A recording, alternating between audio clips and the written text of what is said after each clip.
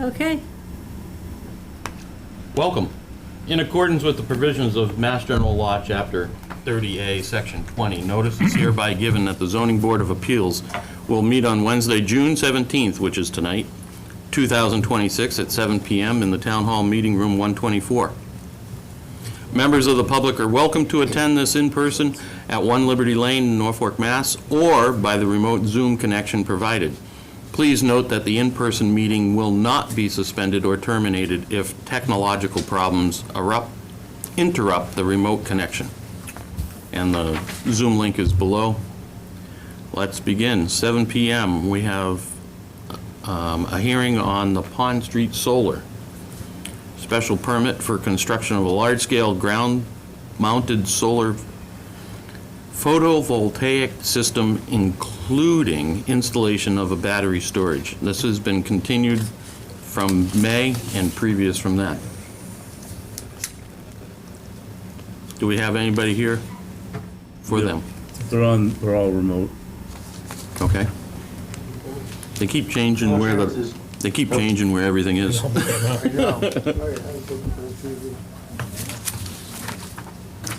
All right, somebody have a floor from And, right? NSTAR or whoever's doing the solar? Good. Next Grid? Yeah. Okay. Hello, Chair. My name is Daniel Server. I'm the Director of Development with NextGrid. So we've had a lot of hearings about this with the Planning Board, a few with you guys as well, and we've held a public information session. We believe we've answered all the questions of the ZBA. So I'd just kind of like to hear from you what you still need to hear about from us. I know a member of the board sent some questions specifically revolving around stormwater on site. We do have our civil engineer on the line, Brian Irrigation from VSC Group as well. And I'm also joined by Mike Pattison, who is our battery expert. So we should be able to handle any questions you guys have tonight. So let me just be clear. We've already given the special permit. This is just a modification of that special permit. Is that correct? Correct. And just state for the record what the modification is again, because it's been a while. Yeah, absolutely. So on the site in which we're developing, there is two large shortwave radio towers. One of them is being decommissioned and turned into a slimline pole, and that means there's no more need for guy wires. So we were able to increase the capacity of our system and add additional solar panels in that area. And so a small area of the site is being expanded with solar panels, and that's also necessitated us to increase the size of our battery storage system to accommodate that additional power. All right. I have a question. If Sure. this is a minor modification, which it is, it's one little section of the property, it's not the big property, what's the holdup on the rest of the property? And when I looked at the site just recently, I was expecting to see a fence around it. I was expecting to see stormwater stuff that had been taken care of and not running across the road. I was expecting to see even solar fields put up because it's been a moonscape for so long. I'm wondering what the holdup. This is a minor modification that isn't affecting the solar field per se. It's completely off the same. It doesn't matter what the solar field's doing. So if we haven't really approved the antenna scenarios, why hasn't the rest of it continued? Yeah. So there's been massive discussion for 7 months now about the battery in this system, and there's been a lot of issues that have arisen from this minor modification, and part of a solar facility is the way you string a project, how everything heads into your conduit, all the underground that comes up into your battery storage system, additional stormwater functionality that needs to accommodate this new area. And we didn't want to have to do anything twice or undo anything that may have been a result on something of this not being approved. So we didn't have to do everything twice, and to avoid the potential to have to demobilize and remobilize, or worse, purchase a battery storage system that has a lead time that we would need to actually have a smaller system ultimately installed, we decided to put a hold on everything until this was able to move forward in full. Okay. So, Mike, you have a question? yeah. So at that. Make sure you have the microphone. At that point, 7 months ago, when this was, why were we not going and starting to cap that 25 acres that is wide open? Why, you're not allowed to have an acre open for 7 months, you know? So why did we not develop the back and put the panels in and start growing grass, I guess? I get the front. I get that whole thing. But why have we not done from the police station all the way to the towers? And that's the biggest area of slope. And I don't even see the, you know, it calls for temporary puddling areas. I don't even see those developed up there. So the water literally runs from the water tower all the way across to the road. I guess my question is, why have we not followed the guidelines set forward by Mass DEP to have this sealed? If we know it's 7 months, why are Well, we we? don't know it's 7 months. This is an unprecedented amount of Okay, time. We usually don't take a whole system doesn't usually take 7 months to be permitted. And we thought a minor modification was gonna be one hearing. And so this has been shocking. And so I guess we didn't prepare for this type of scenario. And that is on us, and Okay. I'm sorry about that. And we do have Brian Irrigation that might be able to speak more to the specific, functionality of well, what's been installed to date. His group's been performing all the SWIP reports weekly and has that information if you want us to go into more detail on those. I'd love to see the SWIFT reports, to be honest, because I walk the site, and I deal with SWIFTs, and I don't see that repairs are being made on a weekly basis, that size site should be walked. I went through the whole site plan review today. The very first thing I noticed is it says that it will be posted with identification and a phone number 24 hours on the fence at the gate. Where's the fence? Where's the gate? Where's the phone number for somebody to call? Where's there a site trailer with somebody's number on it? I go through this and there's a tremendous amount of questions I have as to why we're at this place 7 months later. I mean, you're required to have protection around those guide wires. It's in the plan. There's no protection around those guide wires. When I was in high school, I had an individual that was on a dirt bike that got decapitated on guide wires. That's safety issues. Why are we not having general safety? There was a kid that There's passed no away in stopping. Walpole when they Right. did some site move over Chris at Renmark. Cook. Yeah. Chris Cook. His father owned the snowmobile place. He was in high school with me. His brother watched him. It's a guide wire on a dirt bike. And today, with all these battery-operated bicycles at 35 miles an hour, Oh, yeah. and kids up there jumping, I just want to know why we don't have a protective fence around it, why we don't have things that were called out specifically in the site plan that are still not done, I guess. And I'm not concerned with the battery. I want to say No, that. I I'm agree. concerned with the town's liability at this point, and the safety of the residents in town. That's where I'm at. Go ahead, Tim. Okay, thank you. I got to piggyback on what Michael just said. You know, you folks brought the modification to us. We didn't ask for that. So just to say we're going to bring a modification request, that's fine, but we're going to ignore everything else we're supposed to be doing out there. You just took it upon yourself. I don't understand, well, we had a delay. You created all that delay. We didn't ask for anything. So it doesn't just void everything that was approved and the timeline for that of requirements. And for obvious reasons, like Michael just stated, there's real concerns there. You know, safety and health, and throughout the winter, the washout back and forth. There was no need for any of it. You folks controlled it. You allowed it to happen. I don't understand. We're at a loss. We're not saying that we're against the modification. We've been waiting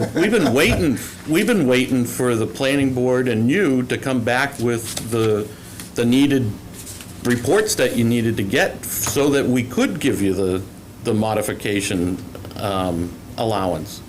But the question is, why are we going to give you a modification if you haven't even worked on the site? And I mean, you haven't done, other than scrape it all down and make big piles of dirt, you haven't done anything to the site in 7 months, except for make an eyesore in Norfolk. Norfolk's loving you right now.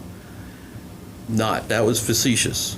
And it's right across from a ballpark with kids and everything else. And call me nuts, but Michael's right. You have kids with these electric bikes now and stuff. All of a sudden they're over at a baseball game. They're leaving, and they're gonna zip across and do some scramble tracks. And all of a sudden something happens. Sidewalks right There's there. there's no protection against that. And we're at the point where, forget the modification. We could care less about the modification at this point. What's going on the site? Right. And that's our biggest thing. You've brought the modification. So in other words, we gave you permission to do the site. You came and wanted a modification. Well, that doesn't stop the permit that was there already. But it stopped you. That doesn't make any sense to us. So, what do we do next? We give you the modification and tomorrow the whole thing's capped and the field's up and the tower's up and everything's good? I don't have the confidence that that's the case, because you haven't done anything in 7 months other than create an eyesore and a half. And I gotta add, the front 2 acres you're using constantly, you've got a quarry going on there. I just left there, and there's debris coming in off-site. There's a ton of road curb in there now that's gonna go through that crusher. That road curb didn't come from that site, it came from somewhere else, as well as all the concrete's up there. So that's getting crushed. We don't know where that came from. That's mitigating into the soils. I think that somebody's getting comfortable having a rock quarry there right now and developing stone, and we should really be concentrating on the 23 acres in the back that need panels and not the little area that's battery. And I understand the tower. I get the tower. That's not a problem. But I'm sorry. No, I agree. I agree with you, Michael. And I've spent a lot of time in this last couple of days to get myself around it. I'm not about a I would recommend that we modification at all. consider continuing this hearing until such time as they're in compliance with where they should be now. Right. I want the town Otherwise, engineer. we've lost all control. We've already lost all control out there, but the only way to get it back on track is for you folks to get it back on track, and that's my recommendation. So do we have anybody else that has anything they need to say? Yeah, this is Chris. I'm listening in. Chris Metcalf. I'm in support of what Mike's saying. I go past there very frequently, and I see a lot of materials coming on and off that site with very large trucks. And there's very, as he says, very little progress in completing the grading.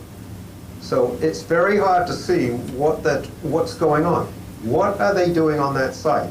It's a At the rock. present time. It's a rock crushing facility right now.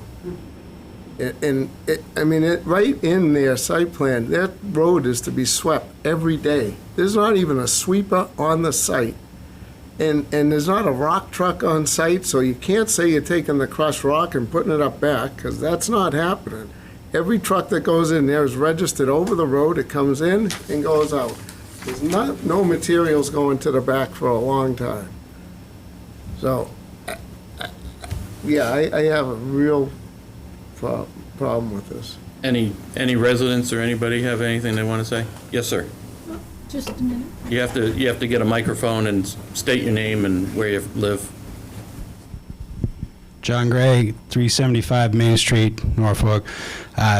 Just seconding that, I went by there this morning. It's causing a traffic problem for a lot of the morning commuters. Rocks are coming out of the area already. We have to go into oncoming traffic, and then it's really up to the residents and other commuters coming back and forth.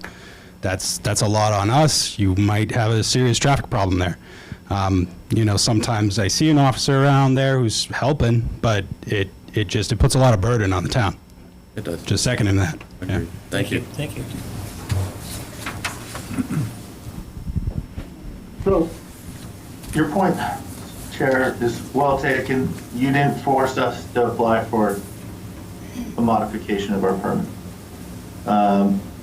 We weren't planning on doing it either. It happened through circumstance. But this has also been hard for us. Obviously, we're not making any money. We're losing money on a daily basis doing what we've been doing on the site, trying to be complying with all the ongoing requirements that not your board, but other boards in town have been putting on us in a run-on basis. Nobody is happy. Our contractors are furious. And we're trying to get this permit so we can get the job finished. And it's just, You said you're we're trying in a lot to, of contact with the town on a weekly basis, and it's just a little hard for me to hear that everyone's this upset, and we're just kind of hearing about how you guys are feeling about it now, and that we've been unable to move forward with our project because of the permit, and kind of been led to believe we're not supposed to be doing anything on the site till this battery issue is resolved. So, well, I didn't bring on my construction staff here to answer specific questions about what has been and been not happening. So I really can't speak to the day-to-day operations of sweeping and rock crushing coming in and out, and I'm sorry I can't respond to that in an honest way because I don't have that information. And I'm happy to come back with our VP of construction and the foreman and get you more information on that, but unfortunately, I don't have too many specifics. you have a permit already in hand.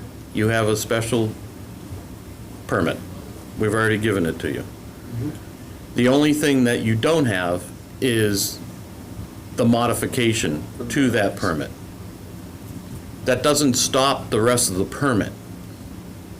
So what we're saying is proceed with the permit that's in place and get these other things rectified, and we will be back here next month, possibly giving you the modifications so that you can do the rest of it.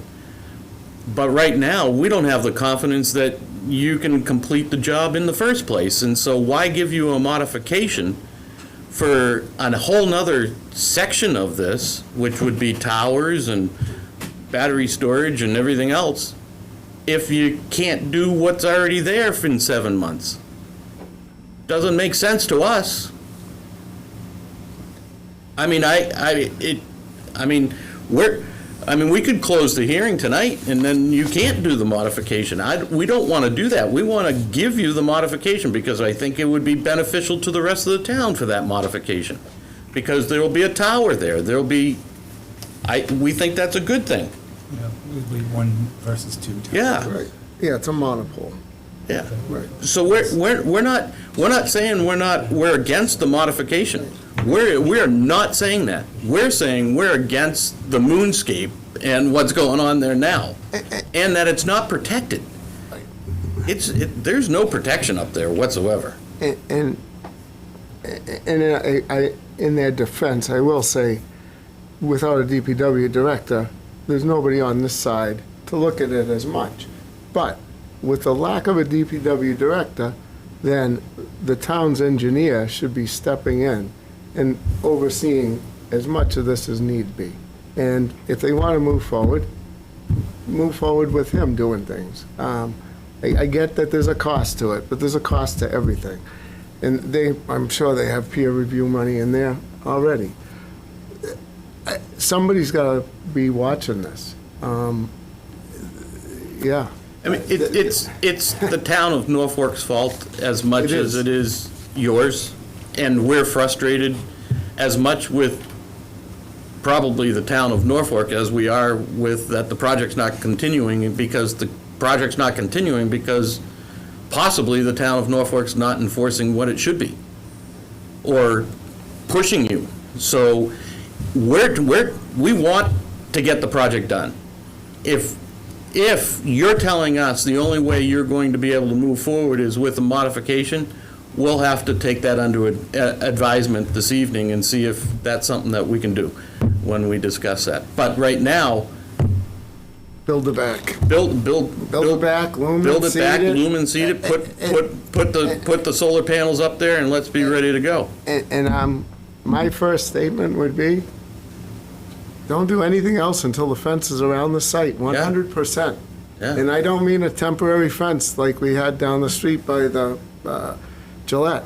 I mean, you got to install the fence. Let's go. Put the solar fence up. It's a requirement. The town that I work in, No, I it's a just requirement. approved one. That's the first thing that's required. Get the road in, get the fence up, then you can start erecting.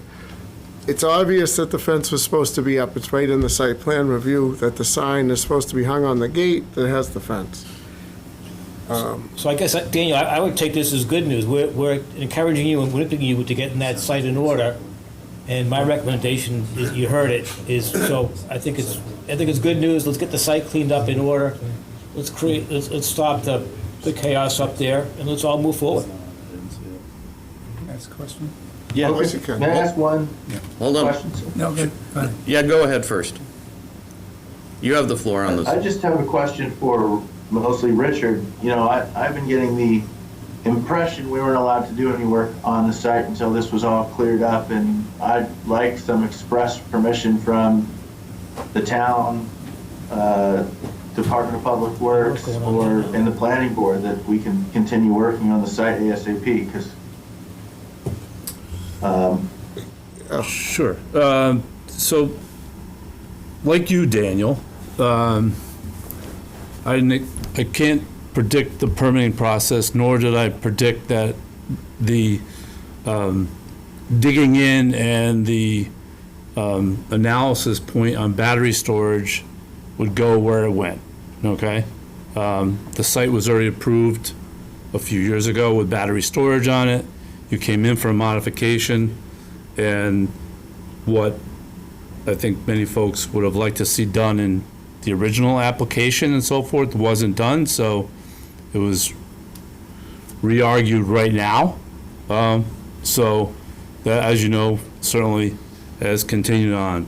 When the building department, and even myself included, when you approached last fall about these changes,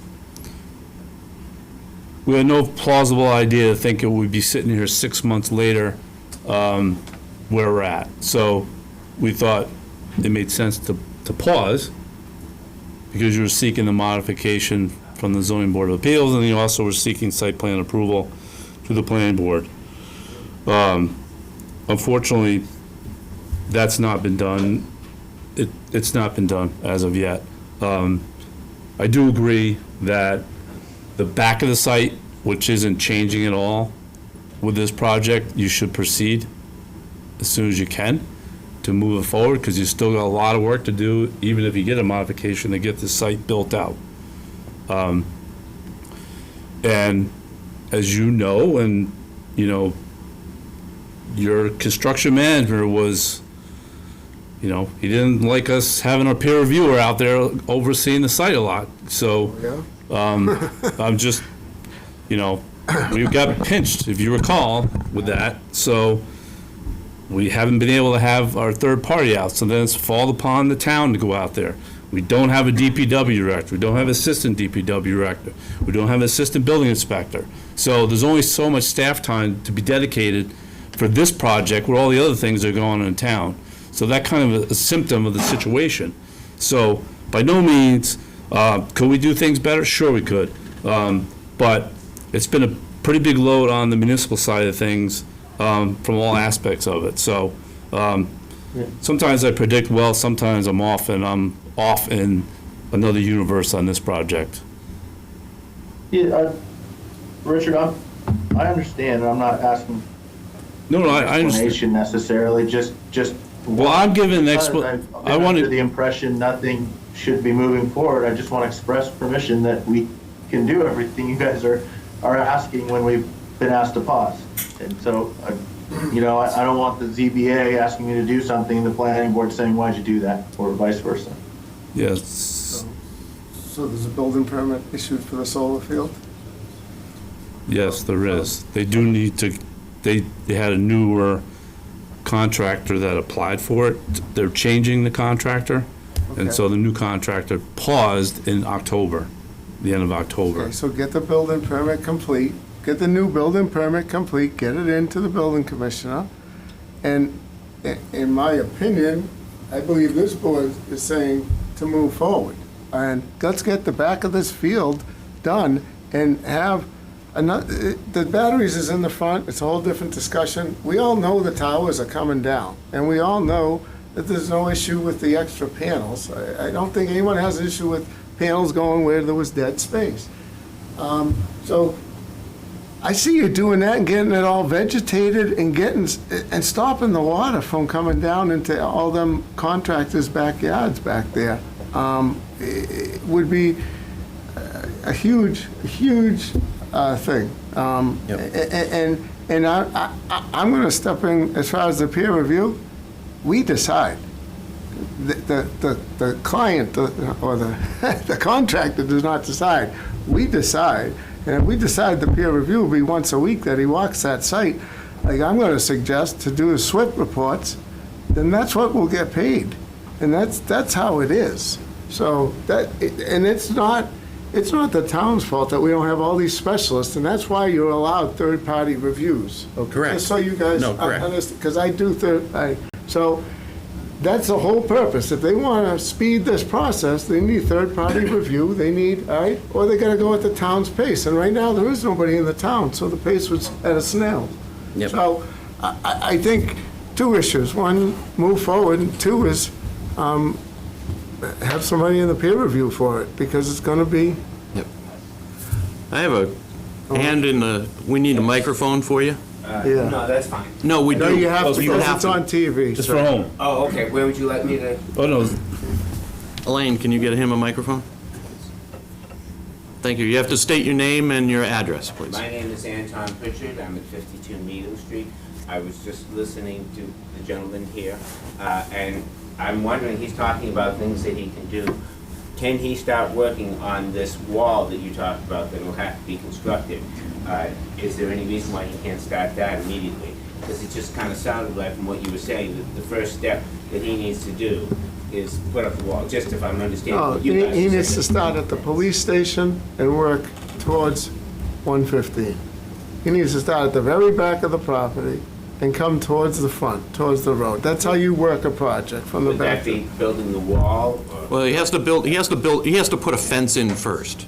Yeah. okay. So that, the fence that we would think and would, I think, behoove everybody in them is to put in the final fence Right, now, of course. so that they can keep doing it, and they don't have to put in more than one fence. But if they want to put in a previous fence for protection, and that's it, and then they change that to the next fence later, I don't care. I need a fence up there for protection, is what I'm looking for. Put the permanent fence. Well, I'm just We're- asking this we're- because if I was getting the impression the contractor said he really can't do much of anything. Is this something that he can work on that is necessary to move the project forward? Absolutely, absolutely. He should be working, after tonight, they should be working on that site to get it completed, at least in the back and coming forward. You gotta get it capped. Yep. You gotta get it capped. So clarifying, Daniel, in terms of this, I have on, on the screen, right, that's the back of the site towards the police station. The grade is ready to put the panels there, as far as I understand, talking to the contractor today, correct? You see the image? Questions to Daniel? Can you hear me? Well, yeah, what was the question, Richard? No, I'm just saying, I showed an aerial image of the back of the site, which is ready to go for panels, as far as I know. Do you believe that to be the case? The top area closest to the police station, water tower, I believe so, yes. Okay. So that, and then this next slide goes a little bit further. So there's definitely,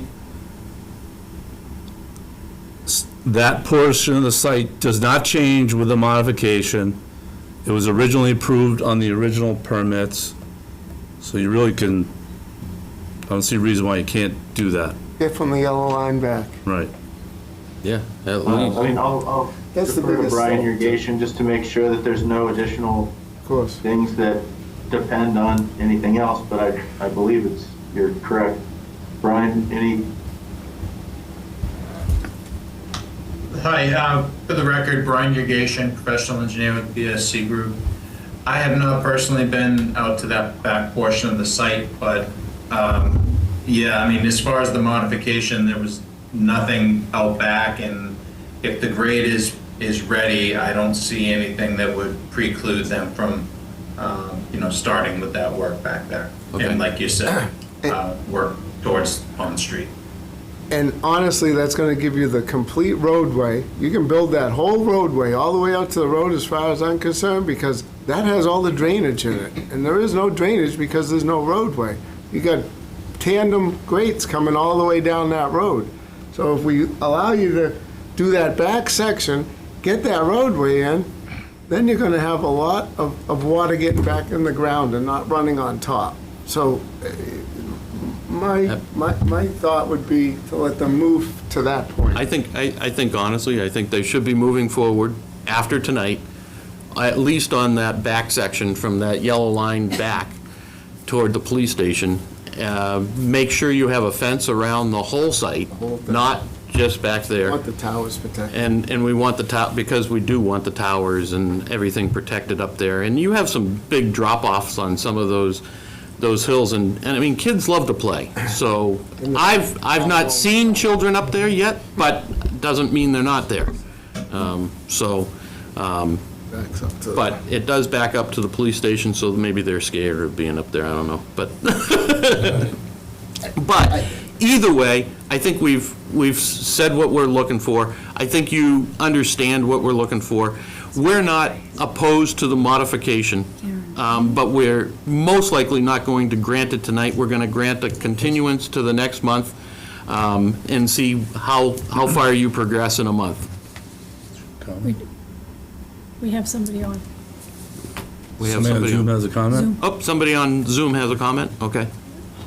Hi, Karen Riley, Crestbrook. I think you probably covered my points, Mr. Chairperson. I don't know why, if the requirement of the first site approval was for fencing to be put up. so trespassers don't get injured on the site. As we've seen down at Southwood, early on, there were so many trespassers and it became an unsafe situation. Yep. And I'd hate for that to happen here, but I don't know why there isn't a cease and desist order put in until the fencing is put up. That's all I was going to comment. Thanks so much. You're welcome. Thank you. I think what we're looking to see done by the next meeting is first and foremost the fence, and then progression on the solar field coming forward with the cap and vegetation and everything else growing, because that will mitigate a lot of the water runoff with the road and the drainage. And we need to see some movement. We haven't seen any movement up there. But we're not opposed to the modification at all. Everything that was proposed for the modification, we like. But we're not going to give you the formal acceptance until we see more. And I hear what Rich said to you, that there was a pause. So that was clarification to me. I did not know that. So I apologize if I came across on you, but it was kind of mutual, it sounds like, from the town and to you. So, but going forward, we want to see some progression so that we can get you that modification and you'll be good to go and whole. All right, anybody else Okay. have? I mean, I'm not the head of construction, so I can't promise you how fast we can remobilize, but I'm gonna let everybody know exactly what you said and try to get them back on site as soon as possible. And we'll get an update to you guys through Rich, Just next week, probably early next week. so you know, we're looking for a fence ASAP. Yeah. That's the thing we're looking for most importantly. And I would start on the highway side. Yep, and I would start on 115 for the fence, if possible. So, all right, thank you. Anybody have any other questions? I have a question. Sure. When we're get to the point of approving the modification, as far as the batteries now, as part of the modification, any actions we need to take further than the information we have now? I don't believe so. What I saw was right and good. Right, I agree. They didn't actually add a ton of batteries to it. They just added some Right. because they expanded the field. And they're just putting batteries in for that expansion. And you have to have batteries for the field. So Yep. they get in the two areas of the tower, Right. right? Yep. So you have to add the extra cells. Right. And it can't be in a better place. It's, Right. No, I agree. I just wanted to make sure we don't have any actions that we won't be the part of. From what I- we'll from- worry about that when we. Yeah, but have from that. what I understand, for the modification, the batteries and the antenna were the things, and that's what we're looking for. The batteries, I believe you got all the reports that we needed, and so we're, Modification does include some stormwater, so, I yeah. understand that too, Because but it's gonna that, change. Yeah. You're creating. and that's why we're saying start in the back. Yeah, okay. Because they're not adding any panels in the back, right? Right. So only adding at those two voids. Correct. So that whole front, that whole back can be done, the whole left side of the body And the shop road. can be done. All the infiltrators can go in that are on the top of the ground, can get put in the ground. Get the stormwater done. Yep. Either Make a way. motion. Yeah. All Yeah. right, is 7 o'clock okay for the 15th? Yes. Okay. Make a motion that we move the hearing, continue the hearing for the Pond Street Solar Project to July 17th at 7 PM. Second. All in favor, We say have to aye. do a roll call? Yeah, Okay, you guys, do a roll call. Joe Sebastiano, aye. Chris Metcalf, aye. David Axberg, aye. Tim Martin, aye. Mike Brogan, aye. Thank you. We have two. Oh. Josephine Kodahi, aye. Thank Okay. you, Josephine. Thank you. Thank you, Josephine. Thank you. Good to see Thank you. you. You did get Chris. We got Chris. Yep, we got Chris. Thank you for everybody that was involved with the Next Grid. We'll see you next month, and we're looking to see that it's not contentious. We really, we're looking forward to seeing this get done, so that everybody's benefited from it. So we appreciate that. Thank you. Thank you for your work. Thank you, Thank you. Daniel. Yep. All right, next. Next on the agenda, a little past 7:30, sorry about that. But 7:30, we have 373 Main Street Development. Is everybody here present that needs to be?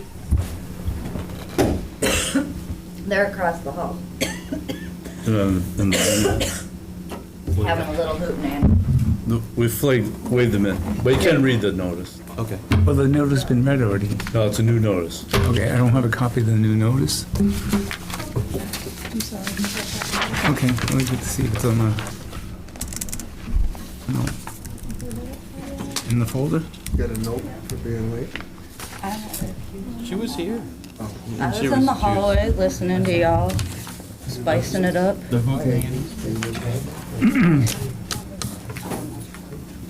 Is it in the folder? Oh, hang on, Joe. Okay.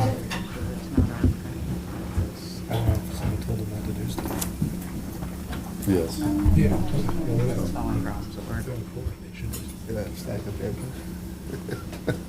You got that? I didn't know you guys had halted it in one sense, so. You ready to read something? She's Okay, she's- pulling it up. It was in the folder.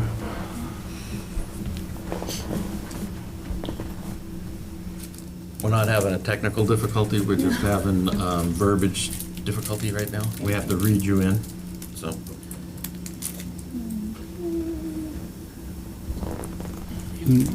How about this weather? You know? Great weather. I'm sitting there going, what happened? You gonna email it? We want to loving make sure life. we have the right one. Oh, yeah, you gonna email it to me? I think it was the collective prayer of the Tartan So I can Army, read it, who were you know. like, Oh, yeah. it is too hot and it is too humid. The Tartan Army. They needed to be blessed by better can buy your weather, so PC. this whole tourism gambit By, would pay off. I can't read off the screen that far away. Okay. I'll come to you. We appreciate the Tartan Army's prayers. You could, if you can't read from the screen, that could wave the screen. I mean, it's getting closer, would that be help you? Well, read it, right? Can you give it the Control Plus and just blow it up so he can see it? No, so. He's good. We have to get You want But this? I Okay. can't see it. I forgot my glasses. I'm reading the hearing notice. The notice is hereby given that in accordance with the Massachusetts Comprehensive Permit Law, MGL, Chapter 40B, Section 20 and 20 to 23, 760 CMR 56, the Chapter 40B regulations, and the Town of Norfolk Comprehensive Permit Rules of the Zoning Board of Appeals for application of a comprehensive permit as amended, Section 7, Article 2, Norfolk zoning bylaws, organization, rules, and procedures. The Town of Norfolk Zoning Board of Appeals opened a public hearing on Wednesday, May 20th, 2026, at 7:20 PM at Norfolk Town Hall, Room 124, Norfolk, Mass. For the application of 373 Street Development LLC for a comprehensive permit, the Zoning Board of Appeals took no testimony or evidence from the applicant and voted unanimously to continue the hearing to tonight, June 17, 2026, at 7:30 PM. The proposed project is known as the Residence of Pond Meadow, to be located on a site of approximately 12.2 acres, located on Assessor's Parcel Map, Block 3, Lot 5, Map 7, Block 3, Parcels, Lots 12 and 20, the property, in which includes a proposal for a total of 4 condominium units, all as shown on the plans and specifications within the application, included within the application. A copy of the comprehensive permit is available for viewing on the Zoning Board of Appeals webpage at www.norfolkmass.gov or during normal business hours, Monday through Thursday, 9 a.m. to 6 p.m., and at the Zoning Board of Appeals office, Norfolk Town Hall, 1 Leary Lane, Norfolk, Mass. Thank you. Great job, Lee. Good job. That was a lot. Way to go, man. So the hearing is now open. The rest of the night off. I believe we're going to give the floor to the developer first and foremost. Yeah. You have the floor, Mr. Developer. Thank you. Need to state who you are and what you're here for. Sure. Good evening, Mr. Chairman, evening. board members. My name is Paul Cusson of Delphic Associates, and we are the 40B consultants and the lottery agent for this particular development. What I'd like to do is introduce some of the team members that we have here this evening, and we have the applicant, which is 373 Main Street Development, and Mark Andrade is here in the audience to answer any questions that the board may have. We also have our civil engineer, it's McKinsey Engineering is the firm. However, his lead engineer, Eric Schmach, is here as well to answer any questions from an engineering point of view. We also have a traffic engineer, Vanessa Associates, that did the traffic report that was submitted to the board quite some time ago. My plan was not to talk about traffic tonight, but as a subsequent meeting, we can talk about that. We also have Attorney Jonathan Silverstein, who is a partner with Blakeman, Bobrowski, Haverty in Silverstein, who is the team's attorney, and myself, Paul Cusson. I am the managing member of Delphic Associates, and with me, I have Heidi Correa, our permit specialist, and also a recent graduate from URI, Ace Kroll, who is an intern and thinking about getting into the development business. You might want to give him some advice. Doors there. Get into writing code. No, don't do that either. I know we've done several 40Bs in Norfolk, and I think some of the board members may have been involved in Boyd's Crossing and the Village at Norfolk and a couple of others. So I thought I'd talk a little bit about why we're here, more for the general audience, I think, if the board would like me to discuss why we're here, how we got here, the process, et cetera, with mass housing. So any town that doesn't have 10% of its housing stock for low and moderate income is subject to possibly receiving an application under Massachusetts General Laws 40B. And so what we ended up doing, similar to the other developments we've done in town, is we submitted to Mass Housing a request for a project eligibility letter. And that process is a several-month process where Mass Housing reviews our application. A copy of our application was submitted to the Board of Selectmen, and I think they submitted it to some of the other boards for comments. Those comments all went back to Mass Housing. Mass Housing then came out to the site to visit the site and the location and in the surrounding area. And at that site visit, there were several members of different boards in town that took a look at that. And so they eventually issued a project eligibility letter, which then gives us legal standing to be before the Zoning Board of Appeals. A lot of people don't understand why we're not before the Planning Board. It's a very similar process. A planning board, as many of you know, you submit a preliminary plan, you get comments, and go back and forth with engineers, and so forth, and then the board would issue an approval on a preliminary basis, subject to a more detailed, what is known as a definitive set of plans. So that's what that's the typical process. The 40B is similar in some respects in that we submit a set of plans and some architectural drawings, and that's all required under 40B. And what happens is that those plans are to the point where they're very preliminary at this stage. We have not submitted a stormwater management plan because that takes a fair amount of work, testing of the site. So we did some preliminary testing. So we will be submitting at probably no later than July 15th or so, a complete engineering stormwater management plan with calculations and that sort of thing that could be reviewed by your peer review engineer. So there again, that process, Mass Housing approved everything, so now it's up to the zoning board. Once the zoning board goes through the hearing process and makes a decision, we still, that decision many times requires more detailed plans.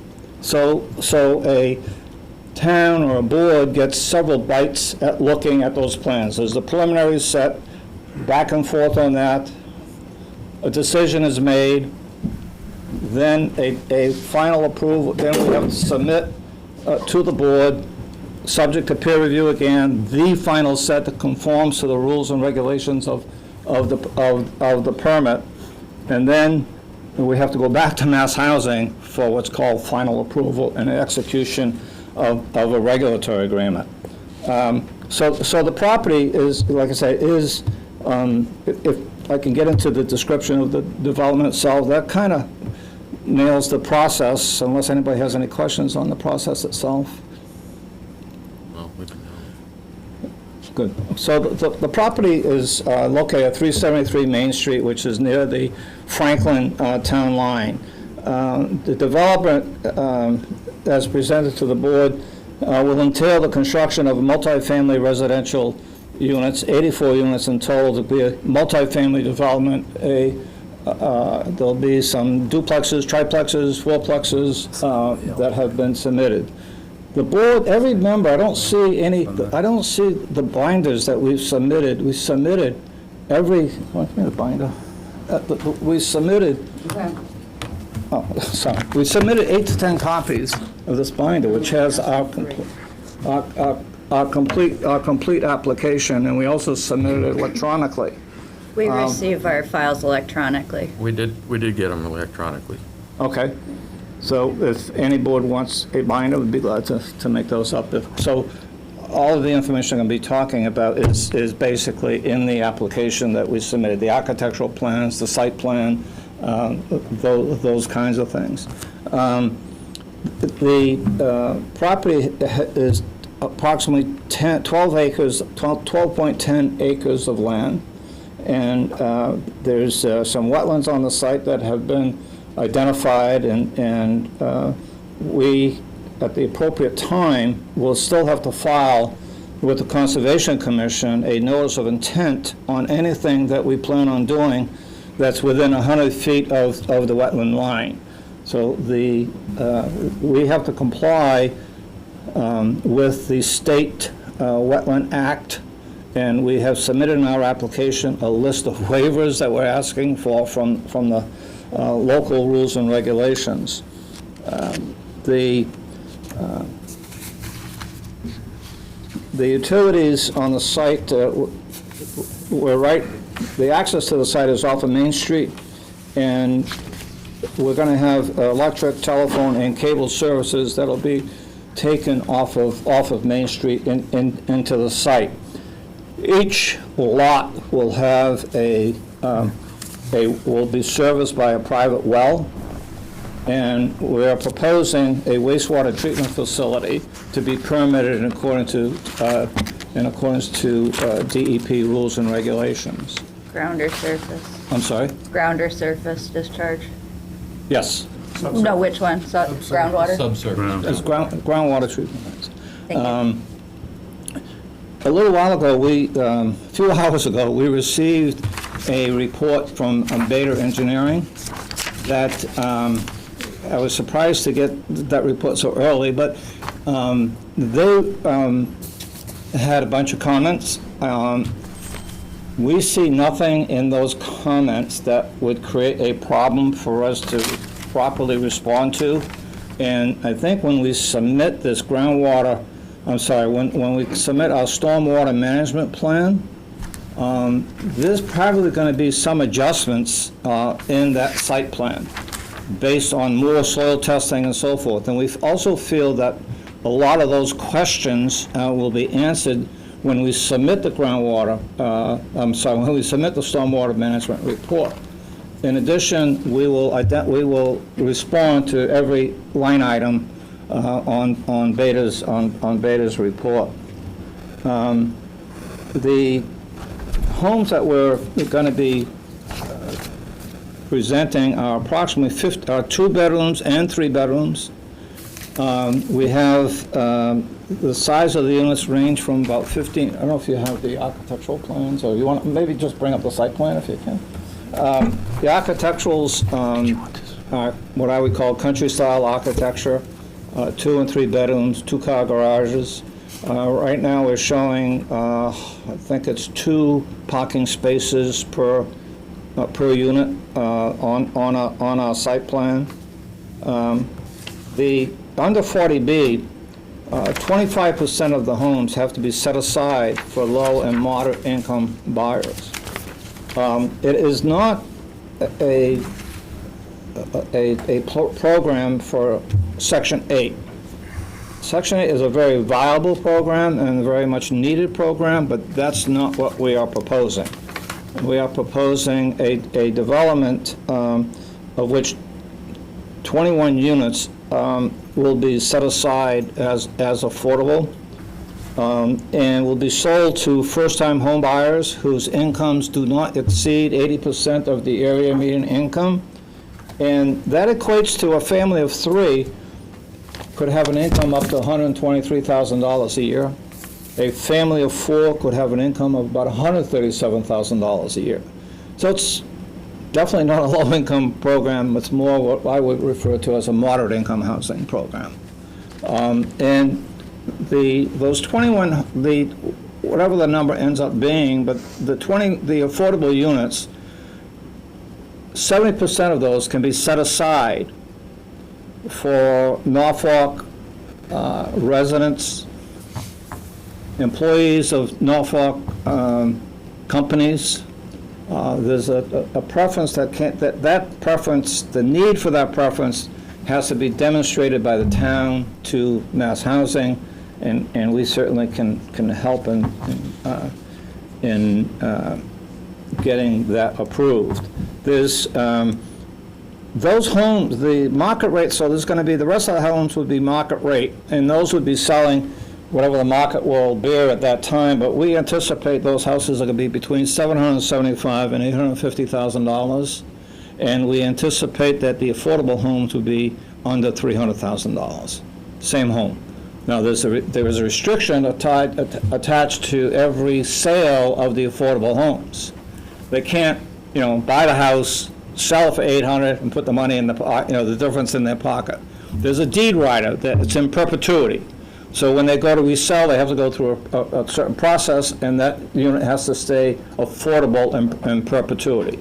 The prices of the affordables will change from year to year based on the new area median income that is published by HUD on a pretty much not pretty much, but it's definitely done on a yearly basis. Any questions regarding set-asides for the affordables? Or? Okay. Just to be clear, the local preference pool is still subject to lottery. Correct. Correct. Yes, but there's so what happens? It's just a clarification for the audience so that it's clear that it's not just that they're set aside, but that it's also still subject to the lottery. Yes, but we have what happens when we do the lottery, the locals local get 2 and the shots. general, yeah. So what happens, we have a fishbowl with all the applicants, and we have one for all the locals, and then we draw the locals first, and then those get back into, so they get a double chance. In the general pool. In the general pool.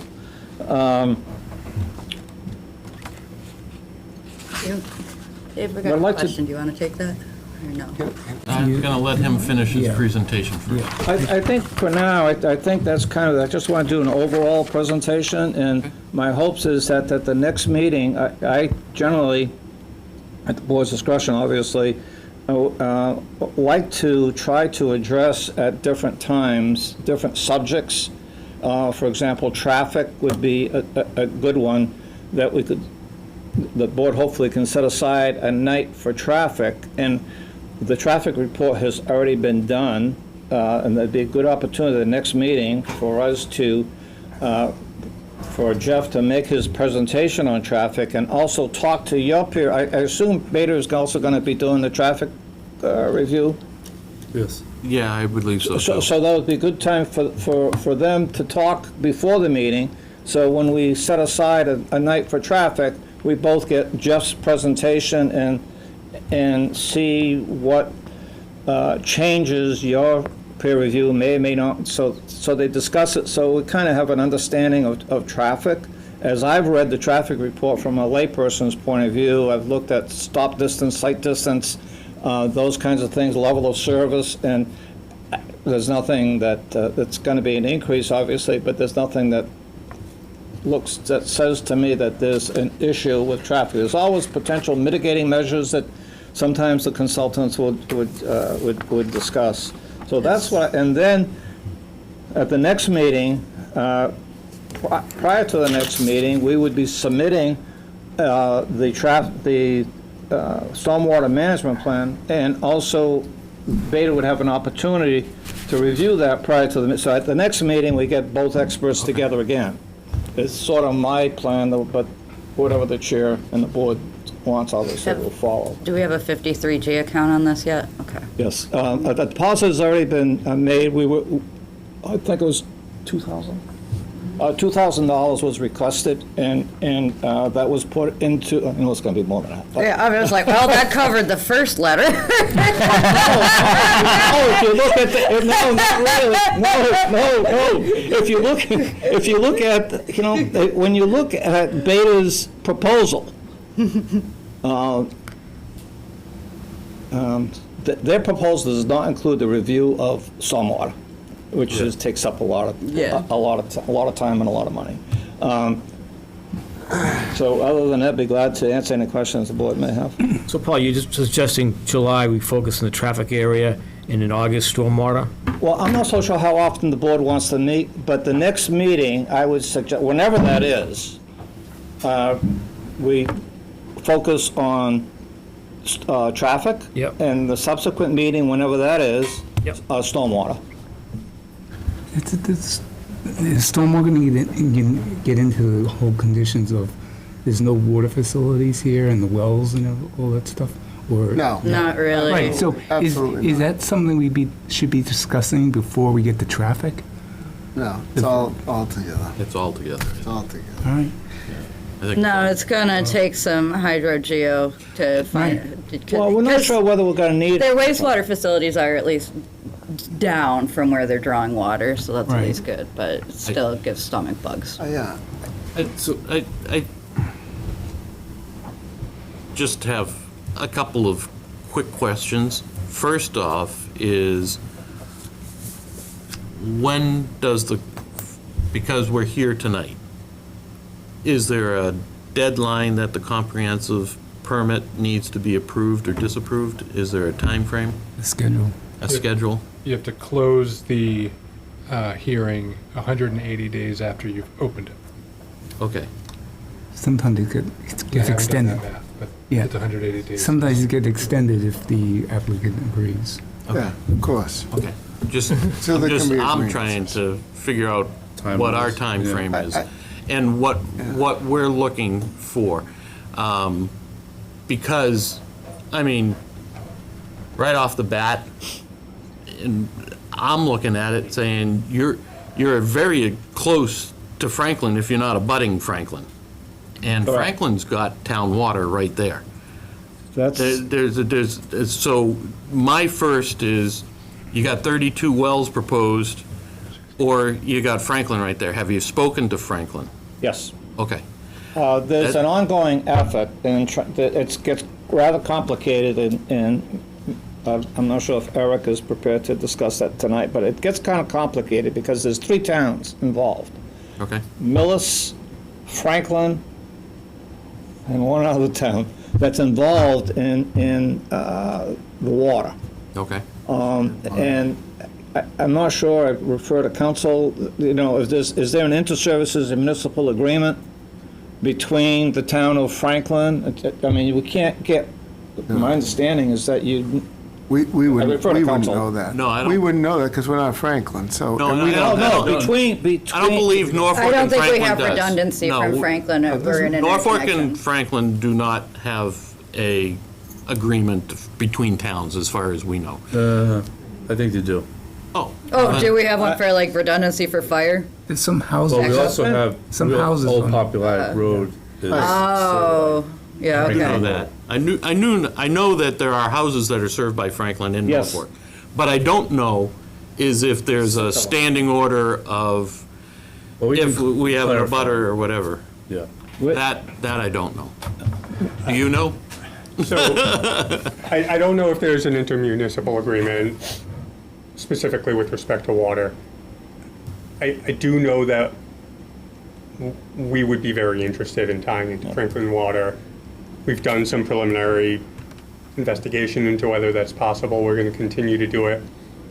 I do know that I think in the past, there's been perhaps some tension between Norfolk and Franklin with respect to Pond. some water-related issues. And so, Yeah, obviously, we have no dog in that.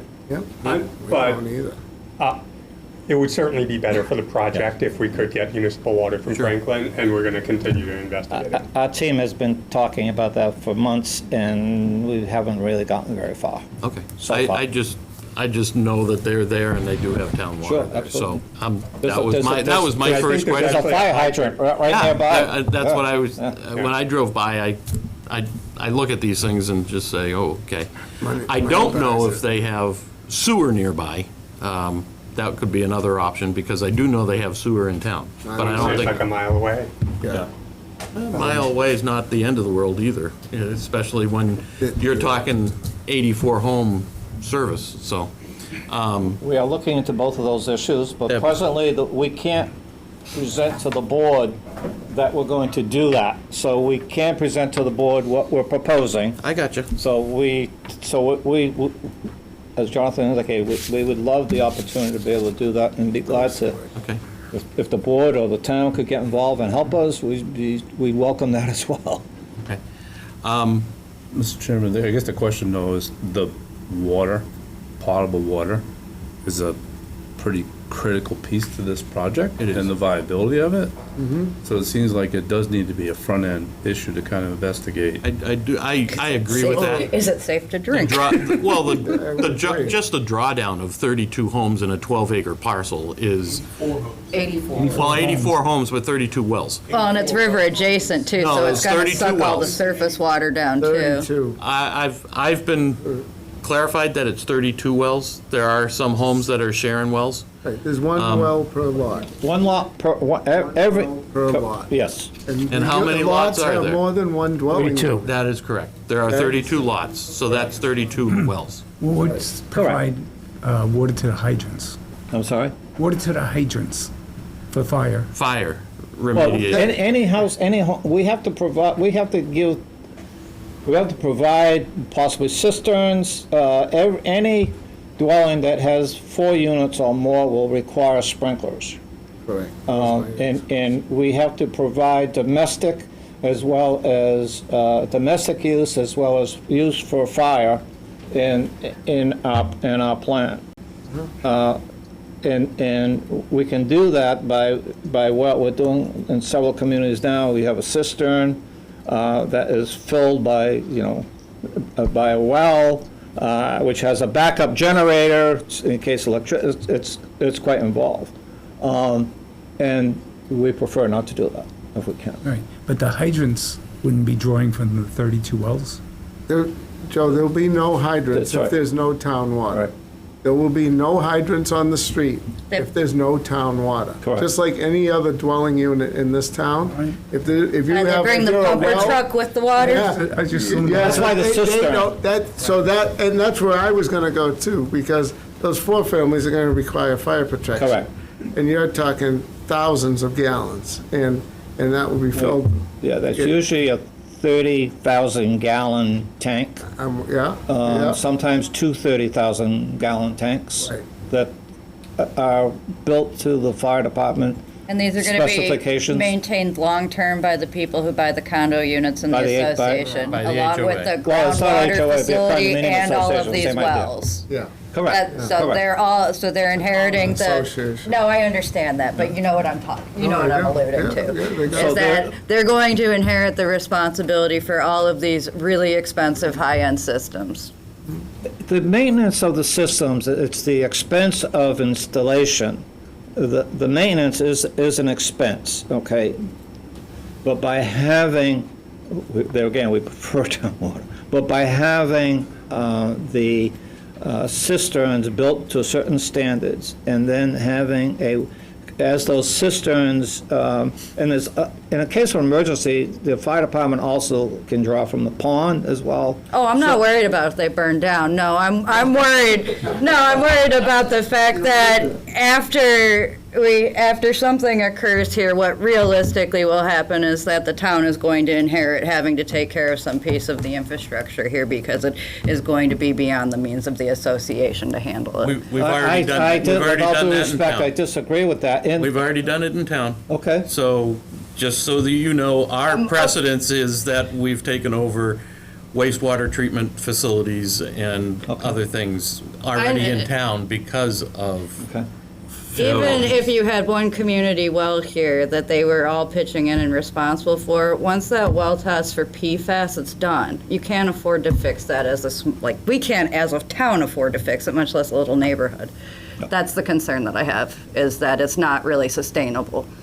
Well, and I know that I hear the concern. if you have less than 6 units on a well, you don't actually have to submit to the DEP like everybody else. Yeah, you don't do water quality reports. Anything that's services less than 25 people, I Correct, think is the number. right. So realistically, if you got But it only takes, 6 times 2 is 24, so in reality, six homes would put you into that, just about.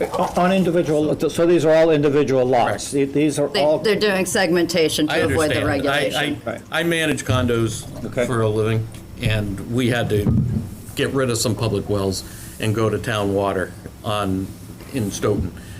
But it was because we had too many bedrooms on the wells, so we were under the DEP regulations, and that exploded after 9/11. The requirements that were there. We had to do all kinds of testing and everything else. Yours, from what I've seen, fall underneath that, so Correct. you wouldn't have to do that Correct. per se. But then the question is, that I would pose as, who is monitoring them then? If If you don't monitor, there's no problem. That's right, exactly. But you're dealing with 4 homes or 5 homes on a single well. You call me nuts, but I think if I was buying one, I'd like to know somebody's monitoring it. They're gonna So- call- The people don't think about that. But that's a well question for somewhere in the future. Yes, Tonight, correct. tonight we're just, this is a preliminary, it's this far, and we want to give, like, the public an course. option to ask some questions, do some preliminary things. I mean, 84 homes, to me, sounds like it's a lot. It's overkill on this piece of property. And I don't know if it's going to be feasible by the time it's all said and done. So the question is, how do we work together to get it so that it is feasible and it's acceptable for you, for us, for Sure. everybody? And Well- that's, I mean, 84 on 12 acres. I own 12 acres. I can't all the imagine. apples submit an application. I can't imagine He abuts a 84. 40B. How many cows do you fit? But, you know, I know that's a lot of density, but from the state's point of view, it's doable. But there are legitimate concerns that have been raised. Yep. And that will have to be addressed from a technical point of view. But just because somebody thinks that, oh, I don't like that, you can't, we need more. Your yeah. 84 isn't setting my hair on fire. I would like to see you actually try to, stick a few more together to the extent possible so that you can preserve more open space and back yourself away from, because you've got river, you've got wetlands, you've got a few things to design around on top of some of your other issues. And so if you're going to hit 84 units, there are ways to do it that are more responsible. Well, yes, I mean, we could go up, we could do a couple of hundred units here on, you know, as apartments, but I that's mean, not, but that's not what we want to do. We don't want to do You that. really can't because there's no wastewater, so let's not. Or 100 units, or whatever. You're not even getting close. Let's not go, but that's not it's not really a knee-jerk reaction to density. It's a reaction to a site plan and the way that you've laid it out. And I that, think what once you we- have is a site plan issue to Yes. start with, where it's just like, Well- this is not an attractive way of laying it out, but this is the beginning and it will get better. Yeah, well, Yes, pretty typical. I agree. Yeah. I don't disagree. And we're here, residents are here, because and I think- I would venture to say most residents are here because of the density. Sure. To be honest with you. Pretty So, typical, yeah. Water. that's gonna, and the water. And Water and density is gonna, traffic's gonna be because you only have one in and out. And that's not true. Well, you have two. Yes. Okay. Now, Where's the second one? The question becomes well, whether it should be an emergency or whether it should be a means of egress. I'm of the opinion it should be an emergency egress that goes out, there's an easement on the property that goes out to Main Street, and I would, it's, Where's that? Eric, can you show them where that is? I'm sorry. Hi, Eric, how you doing? Hi, Eric Shoemaker. I'm the civil engineer for the project. There's an existing emergency access easement across this adjacent lot that's extended through a shared driveway to the roadway here, so kind of highlighting the easement area. You can see it better when you look at the plan. How wide is that? and that's really gonna be for fire 20 trucks. feet. That's gonna be for fire trucks, right? I mean, that's. That's a second egress in case of emergency. Okay, that's- Because you're putting houses back there, right? This isn't crazy trip So, renovation. so you're It's not an planning on IKEA. putting a unit back in there? Two of them, yes. So that's a That they frontage need road, is a is what that is for fire access. That's not, that's a frontage road, so you can get a fire apparatus in there. Yeah. That's not gonna be the way that we're gonna have people travel in and out of the subdivision. No. So I don't think we should, No, I think I it's already expect the fire established. chief to weigh in. of course. And, Of course he will. and typically, I'm personally of the opinion that this development, this type of development, the main road going around a donut and so forth is okay typically with a fire chief. They do like to have a secondary means of egress if at all possible. Here it's possible. And we would build, typically they have a fence that is monitored electronically so that if there is an emergency, I don't know how it works, but they press buttons and so forth and a gate would open. So I'm of the opinion that it should be an emergency egress. So we do have the ability to provide an emergency egress.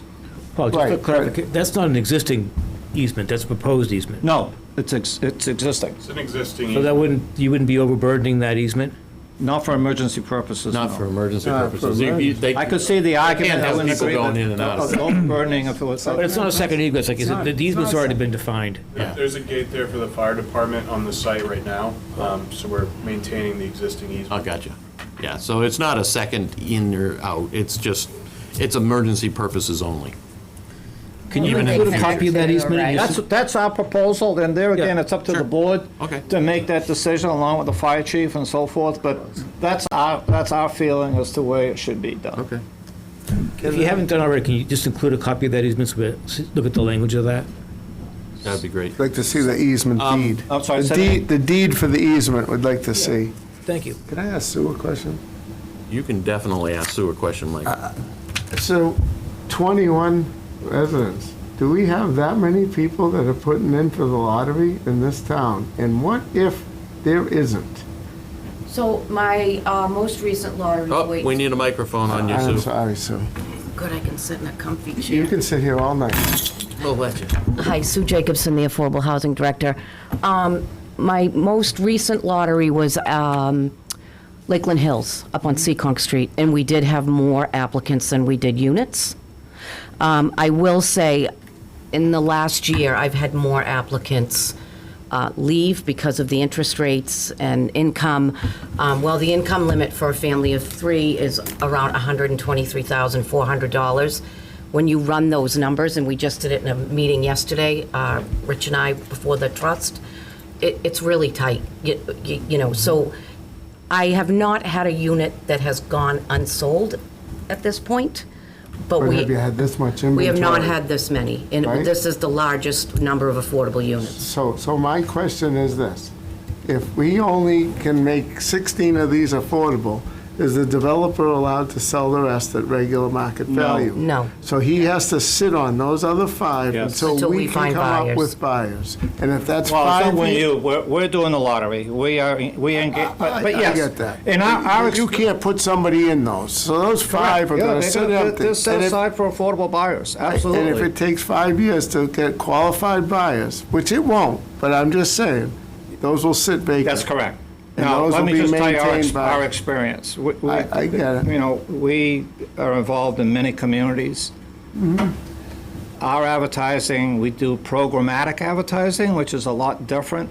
And we also do print media advertising, which is required, which is kind of stupid because Nobody reads it our anymore. buyers don't read print. They're reading the legal notices of Saipan. What are you talking Oh, about? yeah, of course they are. they are. So, we've had excellent luck, and usually, as Sue said, you know, we're at least 2 times, sometimes 3 and 4 times, the number of applicants versus the number of units. Is that But you're fair correct. ownership I would- or ownership and rental? Ownership.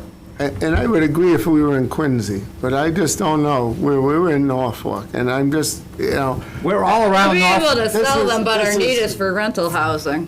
Well, we do rental as well. Yeah, but that's what I'm saying. Our local housing need, we have plenty of housing for ownership. We have very, very little rental housing. This would sell more as a rental project in terms of, you know, local benefit.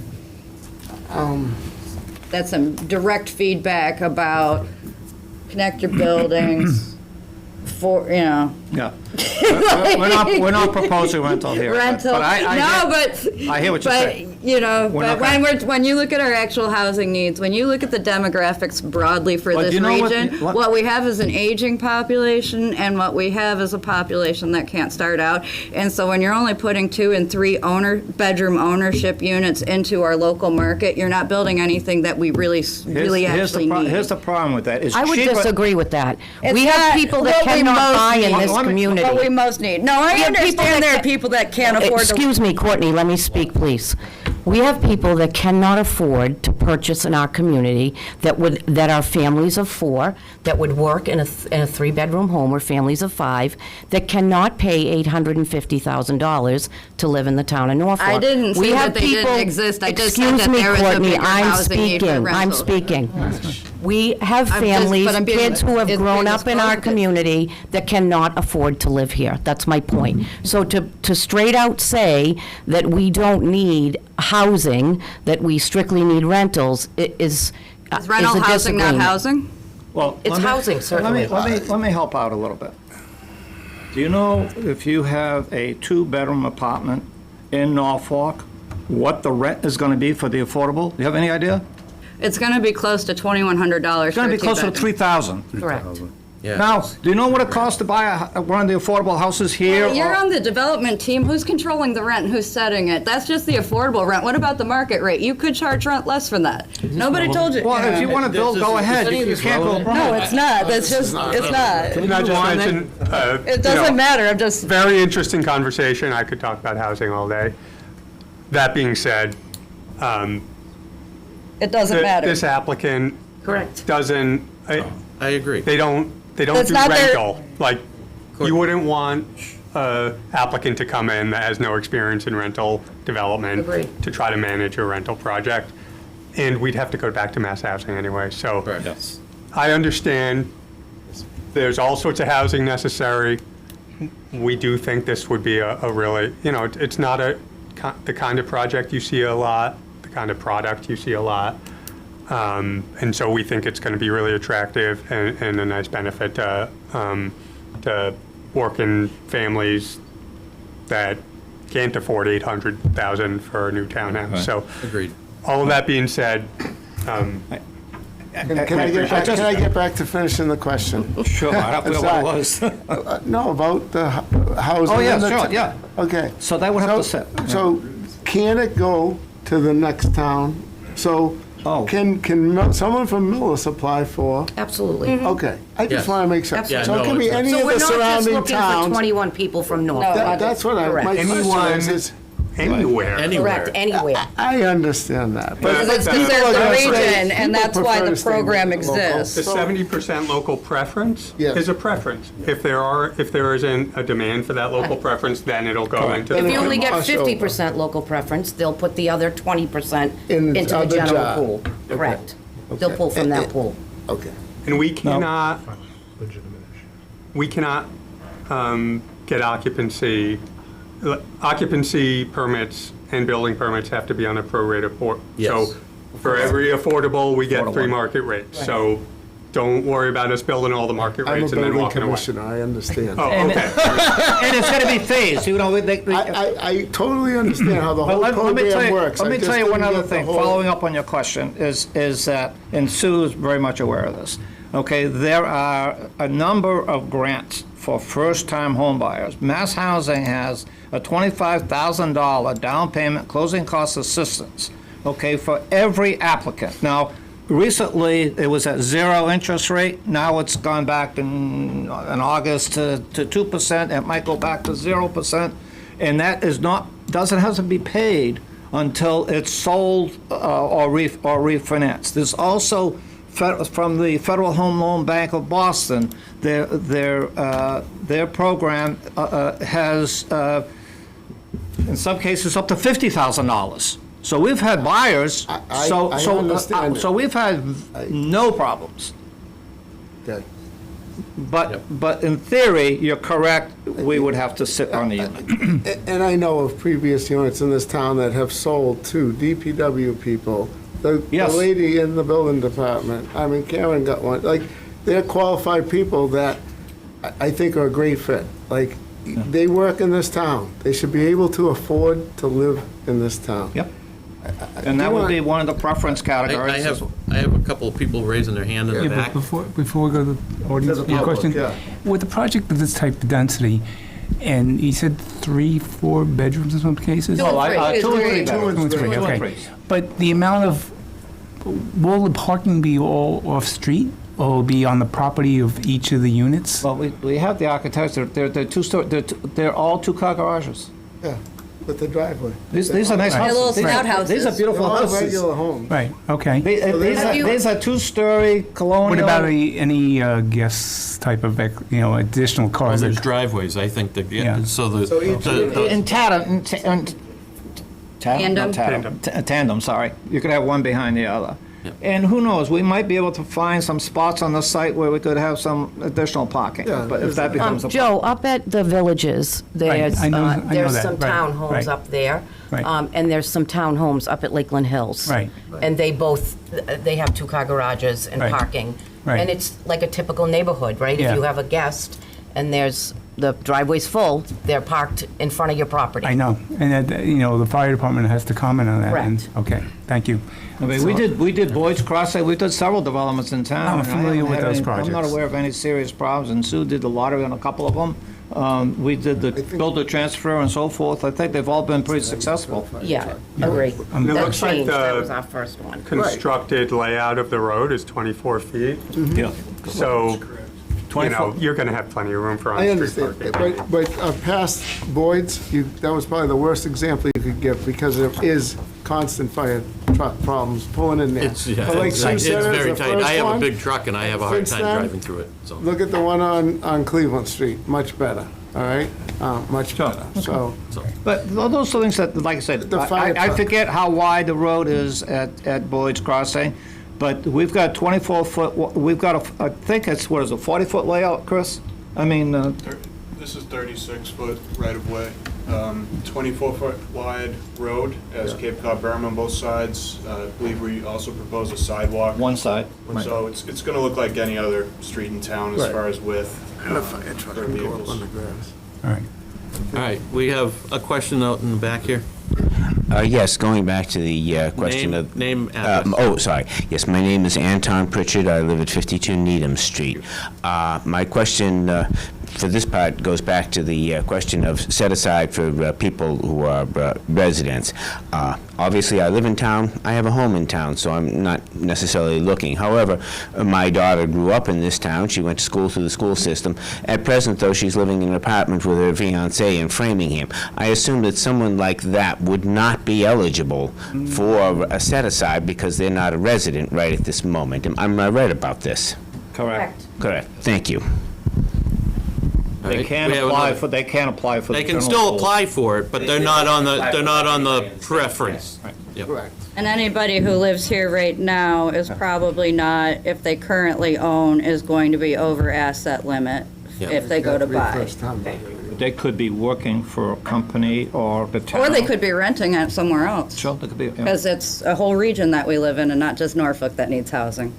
Yes, sir, in the back. Hi, John Botke, 369 Main Street. I've never been to one of these. Can I just talk, or? Go ahead. I gotta say, listen, so. Have the floor, Moon. I'm in a butter. This is incredibly disappointing. One thing I want to say, the civil engineer, fantastic job. You did a great layout, and you had a undoable task, because nobody in town is going to like this. Everything is just good enough to pass code. It's just like nobody has any enthusiasm. You don't have any enthusiasm about this project at all. You're just saying what you did to get over the hump to get the permit, and it's disgusting. It feels just shoved in, and everybody knows what this is going to look like and what it is, and it just bums me out. But we got another question. This is a pond overlooking the Camger plant that's pretty disgusting all the time, and everybody is just lying to make money. Here. Well, since in the butter, my name is Anton Pritchard, again, 52 Needham Street. Since in the butter has stepped forward, there are certain questions associated with this project that I have concerns about as somebody putting myself, if I was in the position of an abutter. First and foremost has been discussed is the water level consumption that is going on. All right, 32 wells perhaps, but the reality is that it is 82 units. They're going to be drawing upon that water a great deal. And the first question is, how deep are those wells going to be?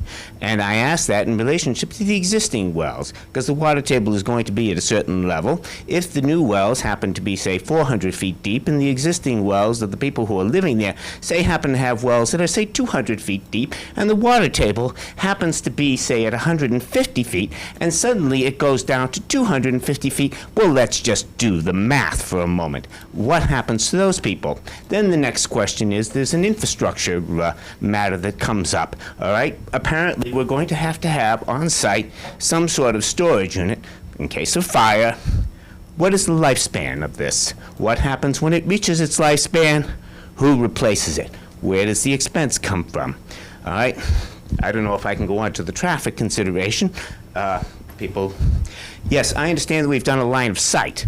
However, I have traveled this area, traveling down Main Street, all right, to the Fork, and it is a good place to travel when we get somewhere around, say, 4 o'clock in the afternoon, for example, 5 o'clock, and we see the traffic funneling in from the 2 streets from Franklin, already very heavy.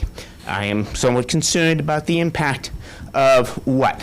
About 120 to 160 more vehicles merging in and out in that strip, mostly at the time that we would expect people to be arriving in and out of their work. These are a few things that just come to mind at the top of my head. All right, I haven't even seen what is proposed for a septic system, but I can understand that the abutters do have concerns. I am not an abutter, but I do hope that people will view this with an eye of how would I feel if this were coming down in my backyard. Oh, hold on. I just want to make sure, see if there's anybody online first, because I've had a couple. Anybody online? Nobody with the hands raised. Okay. Sir in the back. Right. You need a microphone, but yes. No, I can speak. No, No, you need one for our tens of viewers. No, you need a microphone. Sure thing. Our TV audience needs to hear you. There you go. They're like there. John Gray, 375 Main Street, the abutter neighbor to this crew. So I think the last few speakers did a really nice job at bringing up the costs here, and I think that's really a big thing, is the cost for the town. So let's just imagine that this does get created. One, of course, an eyesore for myself, but let's imagine it does, right? The cost for all of this for the town is really coming to my mind. The first thing that really hit me when this happened was when I was commuting home, and really from just one excavator for their test pits that they were digging. Already, traffic was backed up for an hour on Main Street. An officer needed to come out, so I'm just thinking the town already has some costs associated with it already, and that's just to dig a test pit, let alone the construction of something like this, right? And even really anything at that point, in my mind. Then, let's imagine it all goes again, right? Let's say we fill this with, you said roughly it's like you've got families that are of 3, right? Then my next thought is, I'm a teacher, and so my next thought is, okay, all of these children are going to need to go to schools, right? That's the next thing. That's another cost. Then you've got buses. All of these costs start coming to mind, that becomes a big expense. And I'm thinking back to the last town meeting I was at, and I think we already have some expenses for schools too. Do we need to pay for more of that as well? I'm just thinking about all these added costs for our town. And I'm just wondering, is this exactly what we want to spend on, right? Because if it does come down to the money, I feel like we're at a loss to some degree in my mind. But I could be wrong. But these are just sort of things I'm thinking about as a new town member. And what I came here for to Norfolk was sort of the idyllicness of it all and what the town promotes. Because I was reading that's kind of one of the core values of the town, to keep this sort of, I think it was roughly around the turn of the century, like 1800s or 1900, I think is like what I read in the town records. But anyway, that's sort of my train of thought here, but I could go on and on with the school bus issues. The water one is huge, though, especially with the fact that I'm right next to Comey Pond, there's City Mills Pond, which are already really problematic in my mind, thinking, let alone the amount of animal problems that I've seen across my property now. That's really not, at the end of the day, the big issue. The big issue to me is the cost of it, and already I see a huge expense. So normally, the reason why towns allow building to continue in towns is because there's a tax base. And because there's a cost to all us as taxpayers that are here already, in order to avoid Proposition 2.5 and having to override all the time, we need more development. Sure. So, because there's going to be more tax base. Absolutely. So income. Yeah. That's realistically the scenario that kind of jumps in there. But absolutely, that's why towns really want developments. We don't necessarily look forward to this. We already have developments that are set up in how they are in a planning board, and we're not at 84 units on a 12-acre parcel. We're probably more at a 6. Sure. This board also can't consider fiscal impact as part of a 40B review. can't do And that. so while cost to serve is a legitimate concern, it's not one that we can do our review based on. Not that it's not legitimate. Water issues, whether or not it's. That's what I'm talking. Like, that's kind of environmental stuff is in purview, but fiscal When I impact say about school cost. buses. We love kids. We'll send them buses. We'll send them to school. No big. Right. When I say cost, I mean, I'm thinking about what the town is going to need to essentially pay, right, for it. Does that make sense? Yeah, they do help during the Fire and permitting apparatus and process all that pay kind for of some stuff of it. is What are we, cost of- my final thought here, and then I'll pass it back, is what are we prepared to do? Yeah, Okay. it's a good Negotiate and make it better. Good question, outstanding. All right, you have a microphone. Thank you, sir. Ken Nolan, 371 Main Street. I'm the abutter to the property. Directly. Keep the mic up by your mouth, please. Yeah. Oh, I thought you said. That's for home. Yeah, keep it, yeah, just so then, so the How TV long will this take until completion? is my first question. You don't need to, I'm just gonna ask these questions, you can ask them. On the well water, I know my well is 300 foot deep. You get 32 people hitting on the same water source, how, is there enough to sustain us all? I know you don't want to talk about traffic, but that traffic, on the corner at 375, there was a serious accident there this last December, and that's a very dangerous corner. I mean, I pull out from there, and you can't see a car beyond an SUV. It's very dangerous. And like the other gentleman said, at 4 o'clock, that traffic is horrendous. So do you plan to put a traffic light up there or something? How many square feet are each of these units going to be? Will you have a sign for the name of the complex, you know, blocking my view when I pull out of my driveway? And, I looked at the property. It goes on, it's on a slope. There's like a 16-foot drop. Is that going to be filled in building and housing put along, or is the lot going to be leveled? Because where the gravel road is from the fire emergency road, that's a tremendous drop. Do you guys plan on filling that in or leveling the field or what? We don't know yet. We haven't seen the site plan. Oh, is the heating, is that going to be propane or oil or what? Might be electric. Code's gone that way. It's heat pumps usually. Mostly. Won't be electric, it's too expensive. No, you say that, but under building code, we don't have any gas and but code. The last 240Bs that you've built have been heat pumps. This will be heat pumps. It will be heat pumps, 110%. Yep. It's a lot to do on propane My name's and Robert nobody Neal. wants heating oil. And I'm at 367 We'll Main look at Street. propane sometimes. I'd like to thank my neighbors for being so articulate in the concerns that they have. And I also have those too. And the first one is, people have said that the water issue is a major problem because, as Mr. Pritchard spoke, if they have so many wells back there, how much does the infrastructure support as far as water is concerned? I have no idea. But for the next 100 years, I don't know. It doesn't sound like it would. During the spring and the summertime, that pond at City Pond there, that shrinks and it looks more like a swamp. In the fall, well, in the spring, there's more pond water there, but the water issue is a major one, and the traffic issues too, because since I've been there for the last 14 years, there's been a couple of fatalities there, right by Camges. And I don't know if Camges is on well water or not, or if they're on well water, but they're a major consumer of water, I imagine. There. They must have a tank in the back of the new facility, the water supply, but They use more chemicals than water. Yeah, I they think. use a lot of chemicals. well, you got to clean those tanks out too. So they're using a lot of And water. that I goes straight guarantee into you. the wells that they're.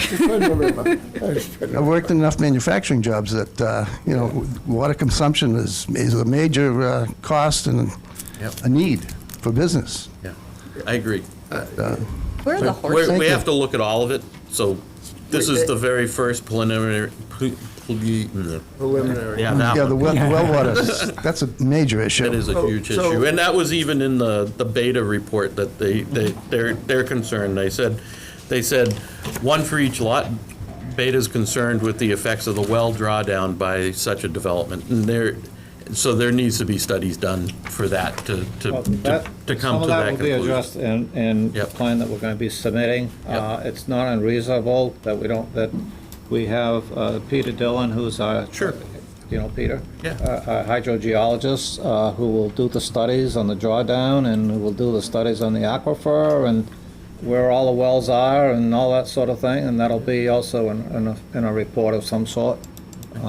We've used him. He was also involved in many of the rules and regulations that were established at DEP, so he's one of our favorite geologists, hydrogeologists. I see a hand online. I want to give them opportunity. I think his name is Brandon. Yeah, can you hear me? Yes, we can. Yeah, I just wanted to, I appreciate you guys all doing this for this development, and a few things I just wanted to bring up was, I know Camshire is a chemical manufacturer. Brandon, can you please state your name and address, please? Yep, Brandon O'Neill, 2 Long Meadow Road. So I know that Camshire Chemicals is obviously a chemical manufacturer, and I know that they've had a history of chemical spills in the past, and they're actually listed as an EPA Superfund on their website. With those 32 wells, is there a risk for the people that are going to be living there to be getting some of those chemicals in their wells? And going back to the PFAS, if that's an issue and they're not going to be able to afford it down in the future, how is Norfolk going to be able to afford to fix those wells? And I know that these type of developments are mostly a paper mache building. So just looking long-term for the future of Norfolk, 50 years from down the road, what are these going to look like?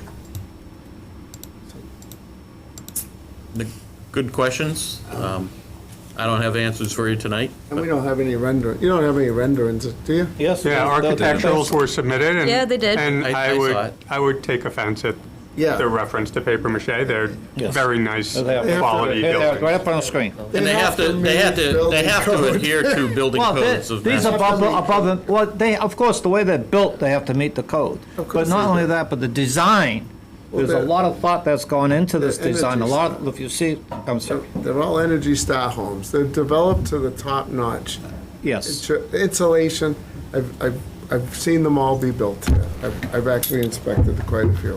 I understand. Paper mache is the wrong term. They are very well built. They have to meet the standard, and the energy standard today on a new home is incredible. Just to make these people that are barely affording these affordable houses to be able to afford to heat them. That's what it's about. And that includes water use, by the way. I know. Yes. What's the average square footage of the home? 50, we got models that are 15 and 1,700 square feet, so probably, in that range, it'd be several. Here in the room, Brendan, did your answer? Yeah, that's it. Okay, thank you. Thank you. You're welcome. In the room here? Hi, John Bakke, 369 Main Street again. The renderings never show the houses next to them, which is funny. But, so we all know progress is good, more citizens in the town brings taxes.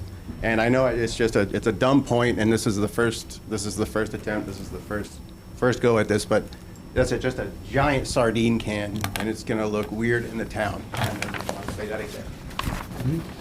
Thank you. Mr. Chairman, I'd like to introduce this to the record.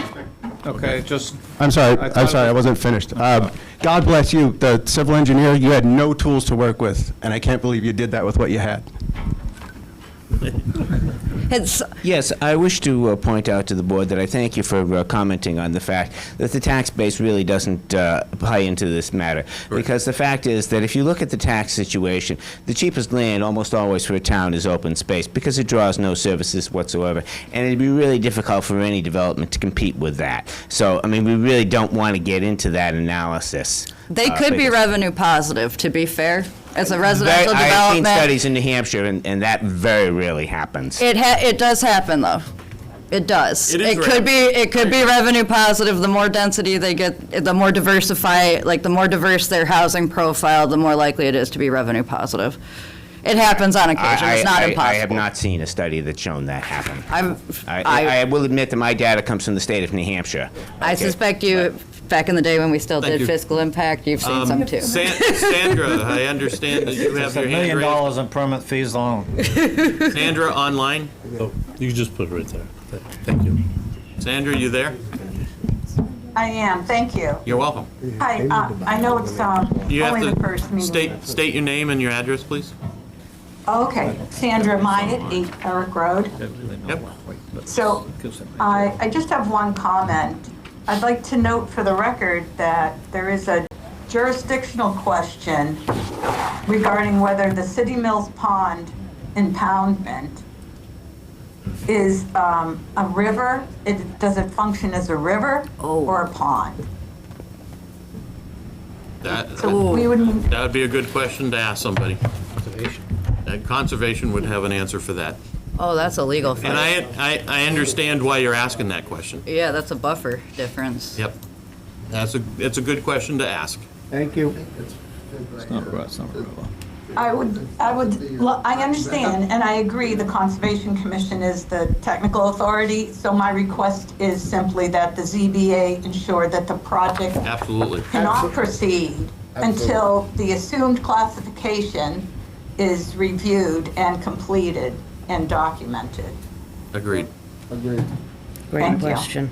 Mr. Chair, if I could, we have to, this board has jurisdiction only under local bylaws and regulations. We still have to comply with the State Wetlands Protection Act.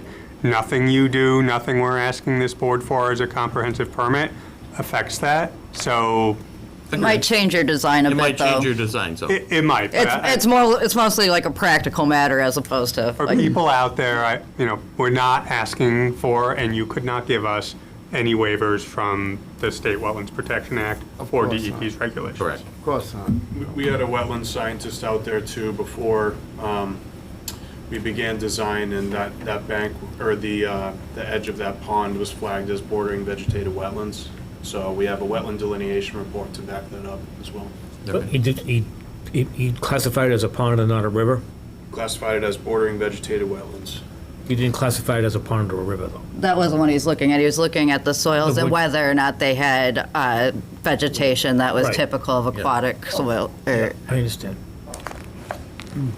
So they've got wetlands at a minimum. Right. Yeah, we have a hand in the back. Hi, Natasha Bodke, 369 Main Street. I just wanted to also thank my neighbors for coming today and being here.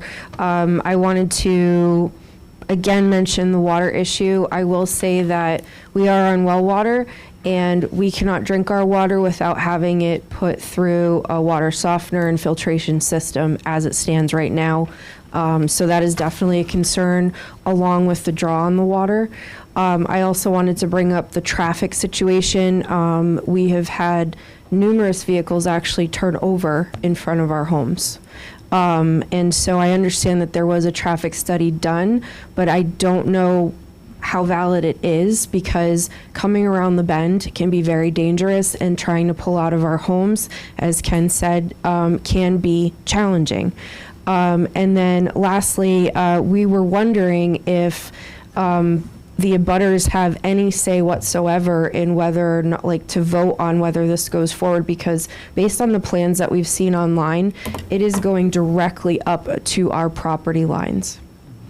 So I just wanted to bring that forward and ask those questions. So technically, you have the right to come and voice like you just did. Okay. Okay? But no, you don't have the jurisdiction of approvals or disapprovals. But we do listen, and we do take it all into advisement, and we do really try and look out for the best of the neighborhood. That's why we were so adamant about the solar earlier. That's why we've gone the routes we've gone. We're looking out for the neighbors. I mean, I own a farm. I don't want to see it develop somewhere in the future. So I'm all about open land.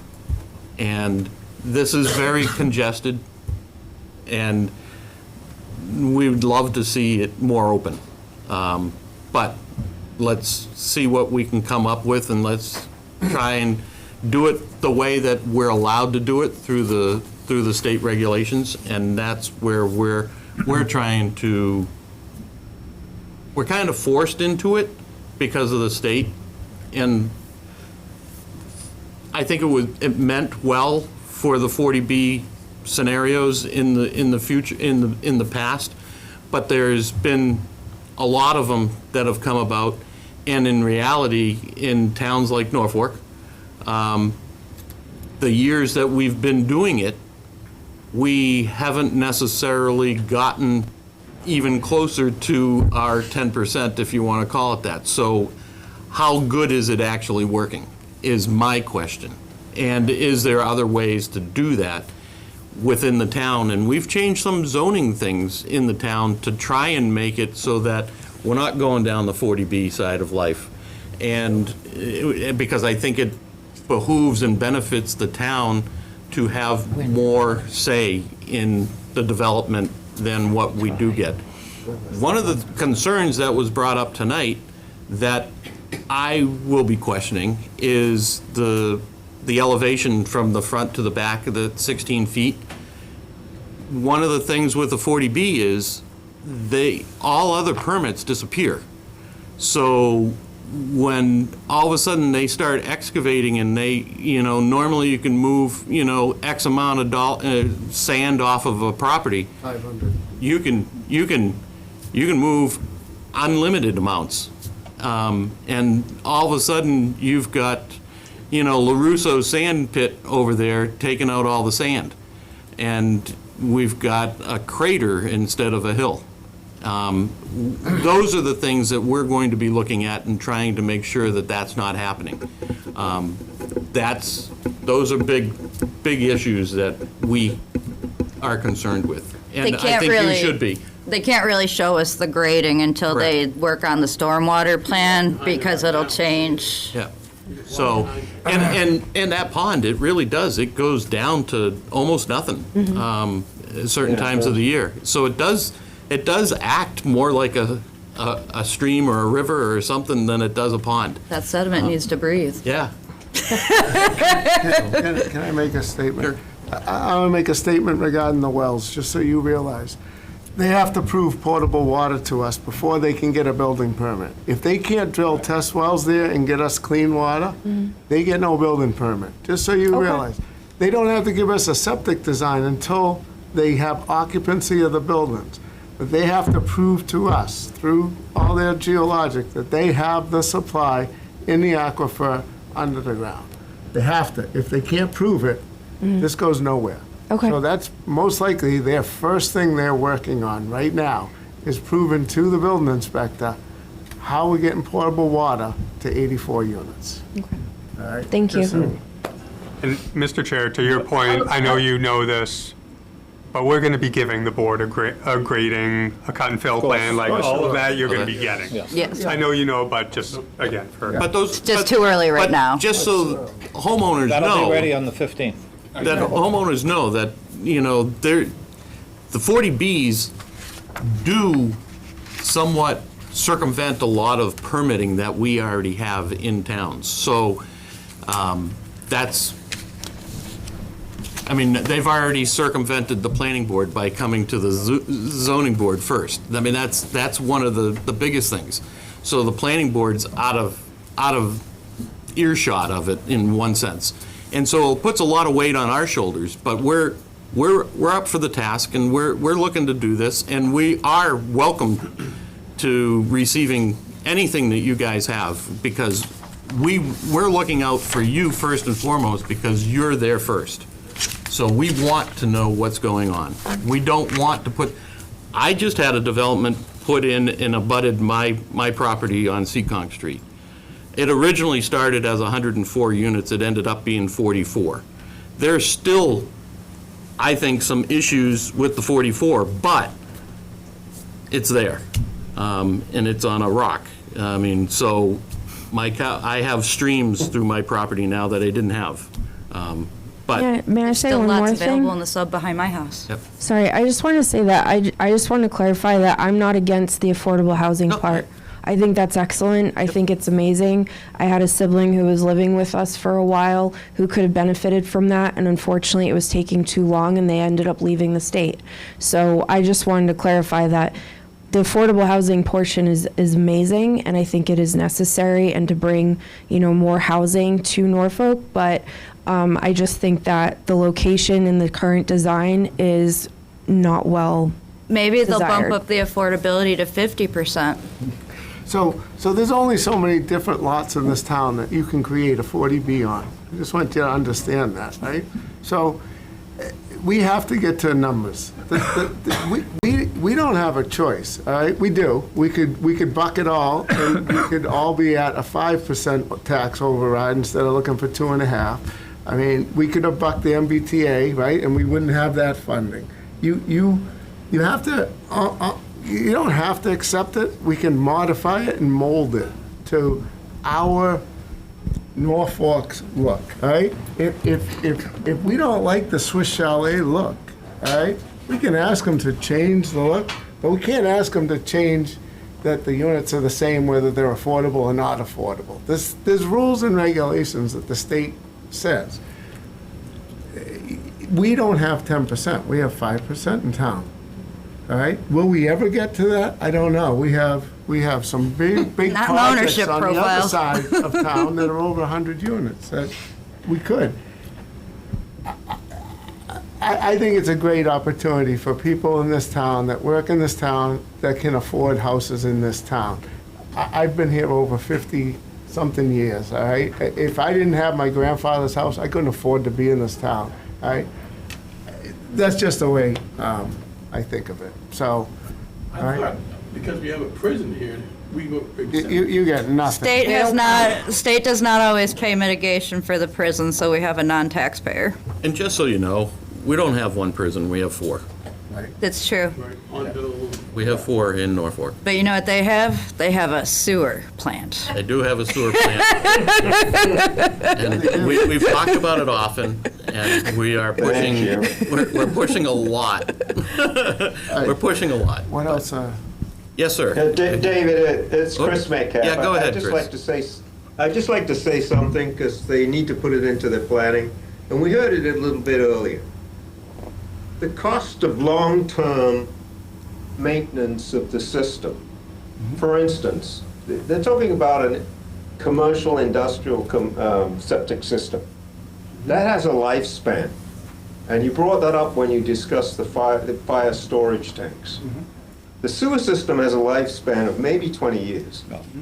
Is there a thought on how the affordable income people are going to pay their share of that cost when it comes up? And it is very significant cost.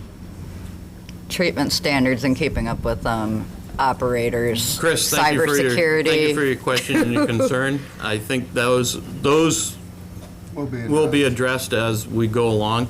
But you are correct. 84 homes sewer treatment is quite a bit, and there's a big infrastructure there.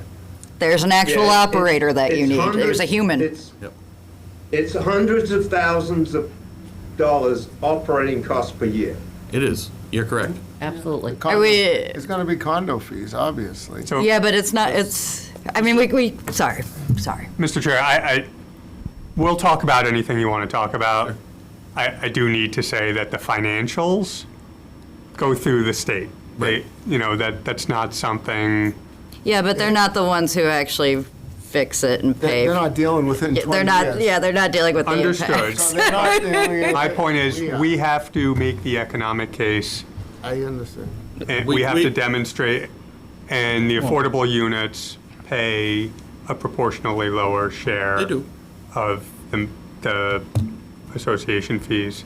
And just backing up on it, in reality, if the affordable units is 300,000 and the market rate for easy math is 900,000, the affordables are paying 1/3, they're paying 2/3. This could be 100% market rate, and we would have the same concerns about the ability of a neighborhood to pay for the facilities that it requires, because the cost to serve so far exceeds what they will collect in condo fees, because that's really just going to cover like the All exterior. that's got to be approved by DEP, including the budgets, all of that. I mean, I get it, I know, and you have to have the financial surety to back up the system, and it's going to be, and it's not going to include the conveyance system, it's only going to be the facility itself. I know what's in there. What I'm saying is that they're going to end up screwed. And we in town, we've been down this road already, up right here on Meeting House Drive. There's a sewer treatment plant that the town had to absorb because they couldn't afford to do it. So there's concerns all the way along. But if the number of dwellings changes, the system's going to change, and the Correct. operating cost is going to change. Correct. So you got to give these guys the opportunity. No, to absolutely. get Yeah, all of it. all laid out in front of us. Yep. We need to see it all the way along. Yep. So, anybody else have any concerns or questions that they want to raise? We're going to get you a microphone, sir. Yeah.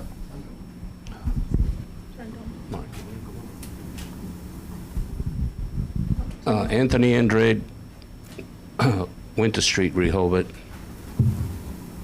My son Mark, I guess you got. I'm Mark Andrade. So, we're the bad guys.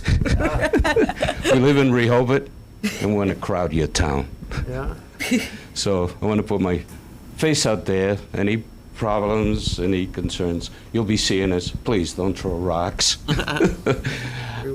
Anyhow. We're not rock throwers. No, I understand. We've done some nice residential. We have one we're finishing up in Rehoboth. And it's a pretty nice, I would have to say it's probably the nicest one, is the nicest one in Rehoboth. Then, you know, commercial stuff. And I'm actually from the printing industry, you know. That's what I've done all my life. And you're doing this now? Sure. I know. Not for punishment, I should just man. go back to the Azores of Portugal where I was born and go back at the plowing with 2 cows and yoke. They don't have 40 Bs Listen, in Portugal, I'd do they? rather do that than what I do. I'd rather stay home all day at my farm and work. And I have and like you said, I have Mr. Chair, I have a nice farm in Rehoboth. I got cows. Good. I got horses. I might need to borrow a bull. I got a vineyard, plenty of wines. Come on down. Anyhow, I just wanted to put the faces on. I think it would, for all you folks. Thank you. Perhaps it helps. I think, Mark, you met there with, was it the fire department? Yeah, on one of the the original Site visit. site visit. Yep, thank you, Susan. Right. I talked to with Jack Kelly and also I spoke on the phone to Chief, I believe, Kinney? Yes. If I'm correct. And we talked about the water situation and possibly being able to tap into to that hydrant, I believe. From Franklin. Franklin, sorry. And Kinney and Deputy Jack Kelly they thought it might be a really good idea, you know, to get together with them. Yep. With Franklin and see what we can do. I mean, the bottom line, guys, is not to hold you up all night. I know it's getting late, but we're very workable. I think David might have said early on in this meeting that you know, we got to hear both sides. You know, we want to do something nice, tasteful, something that looks good in this town. I don't think we're hardcore one way, like typical. You know, not all developers work the same way. And ours is workable, but I think we are. You know, we want to hear all the concerns. We know there's a lot of questions. We're not going to solve everything tonight. We need to be realistic.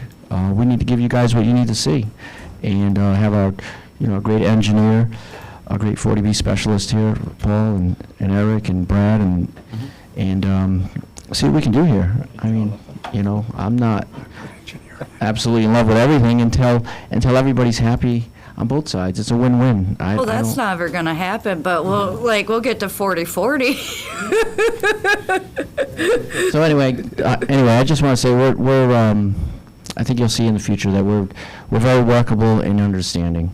That's all I want to say. Thank you, Mark. And yeah, we we understand the concern. I mean, nobody wants these things naturally get people in a rise, right away. I understand what the neighbors and their concerns, but give us a chance to work with you. That's all I'm trying to say. Thank you.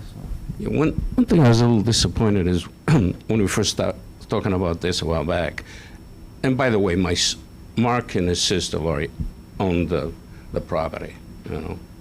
At this point in my life, I'm still trying to be an advisor.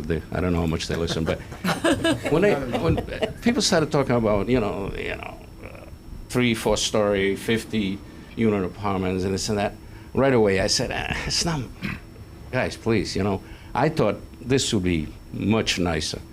Well, perhaps it's a little crowded. I don't know, but I kind of pushed the idea. I said, guys, we got to get away from these 50 apartment units, 3 or 4.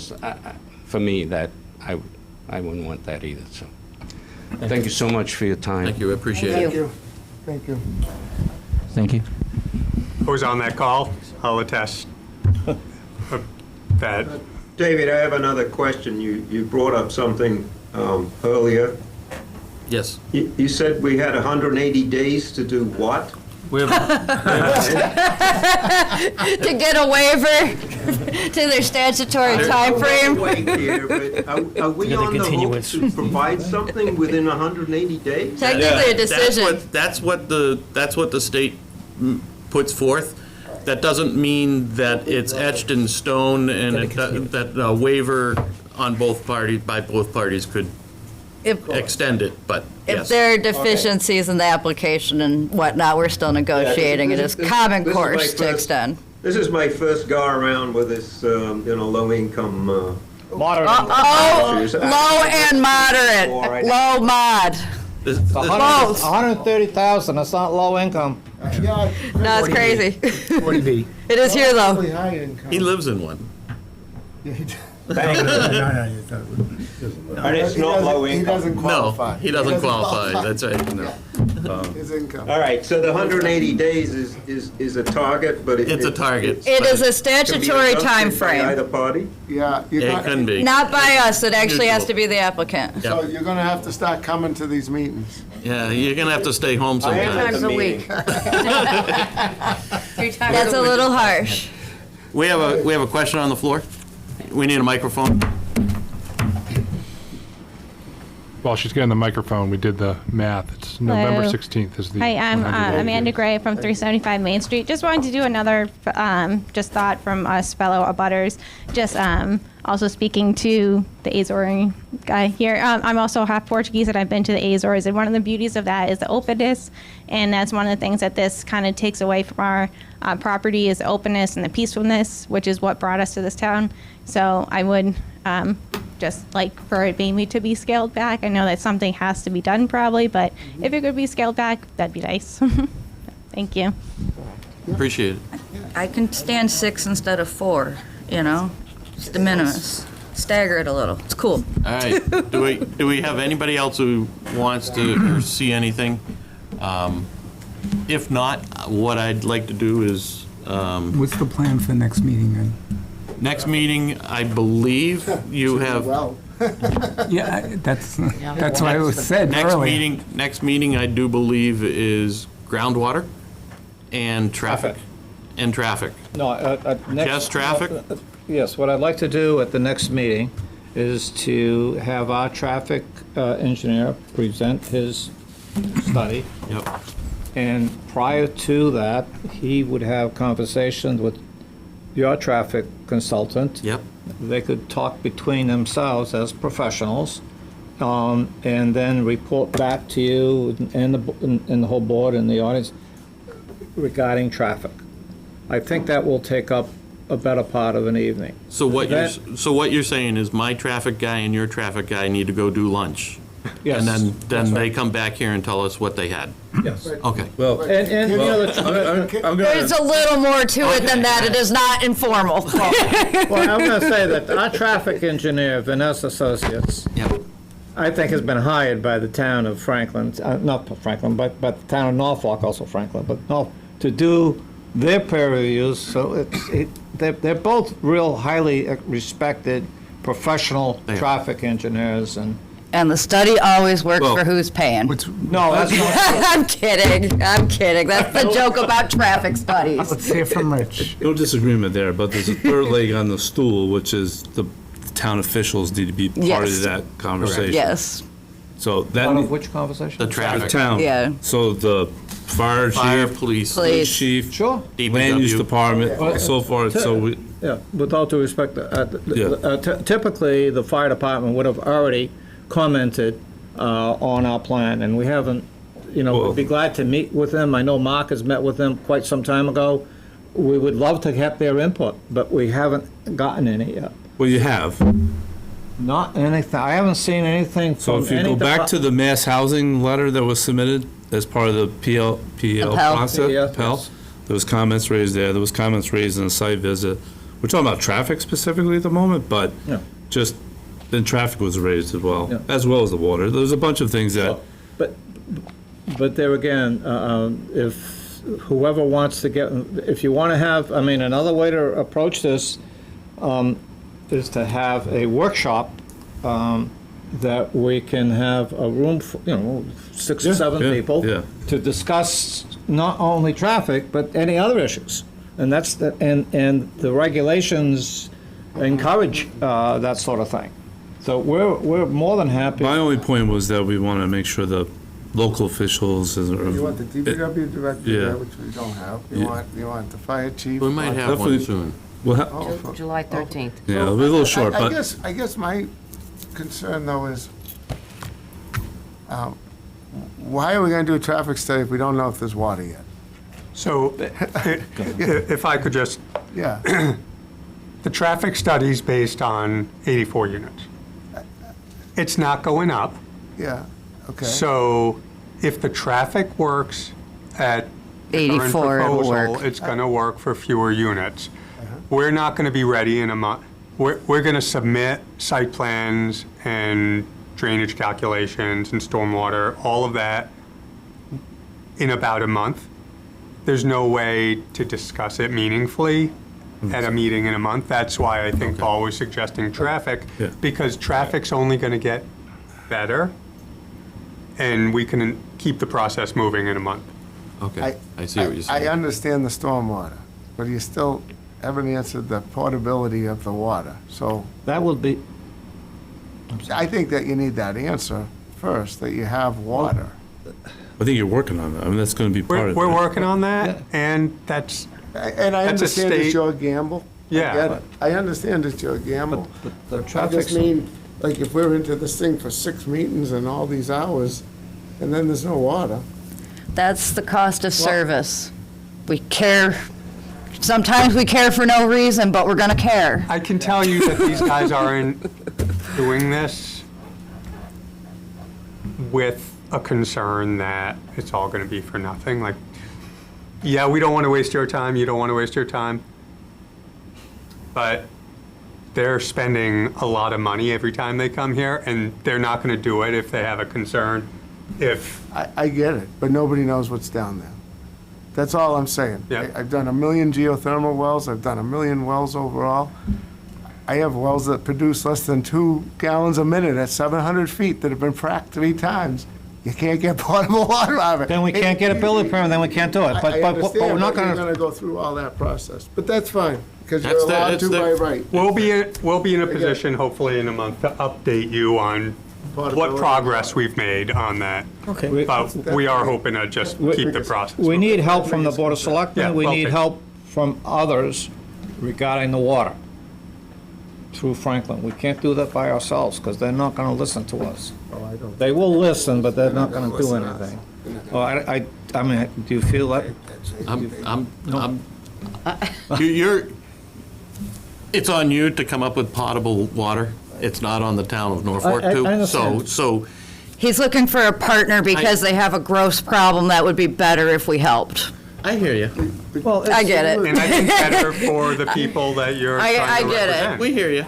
We get it. We hear your Better plea. for everyone. Right now, I don't know if we have anybody in the town that could do that for you at this point. Well, the because fire we- chief, I'm sorry, the fire chief has said that's a great idea, but he can't do anything about it. Correct. Yeah, we can't make them. DPW, oh yeah, that's a great idea. Well, help us out. They can't. And we go to Franklin, and oh, Millis is a problem here too because of this line, that line. I mean, it's and we're banging out, and we want to do it that way because you want it. I mean, we all want it that way. I Do just they have a asked the local vote question. for You're on- connection? You're on the I Franklin understand. line. I know they have town water. Have you Franklin, talked do to they them? have a local That's all I'm vote asking. for We're going to connection? continue Yeah. Is it a town looking at meeting that vote to without a have doubt. somebody connect from out of town? They have a council. Their council. They don't have town meeting. A lot easier. Oh, that's right, Franklin's a that's right, That's they right. have a council, they're one of the funny ones. That is better. Bridgewater does too. Yeah. Barnstable. Next month is the traffic meeting. 15th. The 15th of next month. July. Use a hand one hand again. One more hand. Yeah, just the Antron Pritchard, 52 Needham Street. Check. Microphone. I guess the Microphone. traffic is going to be the next thing on the issue. For any of the abutters or any... Anton Pritchard, 52 Needham Street again.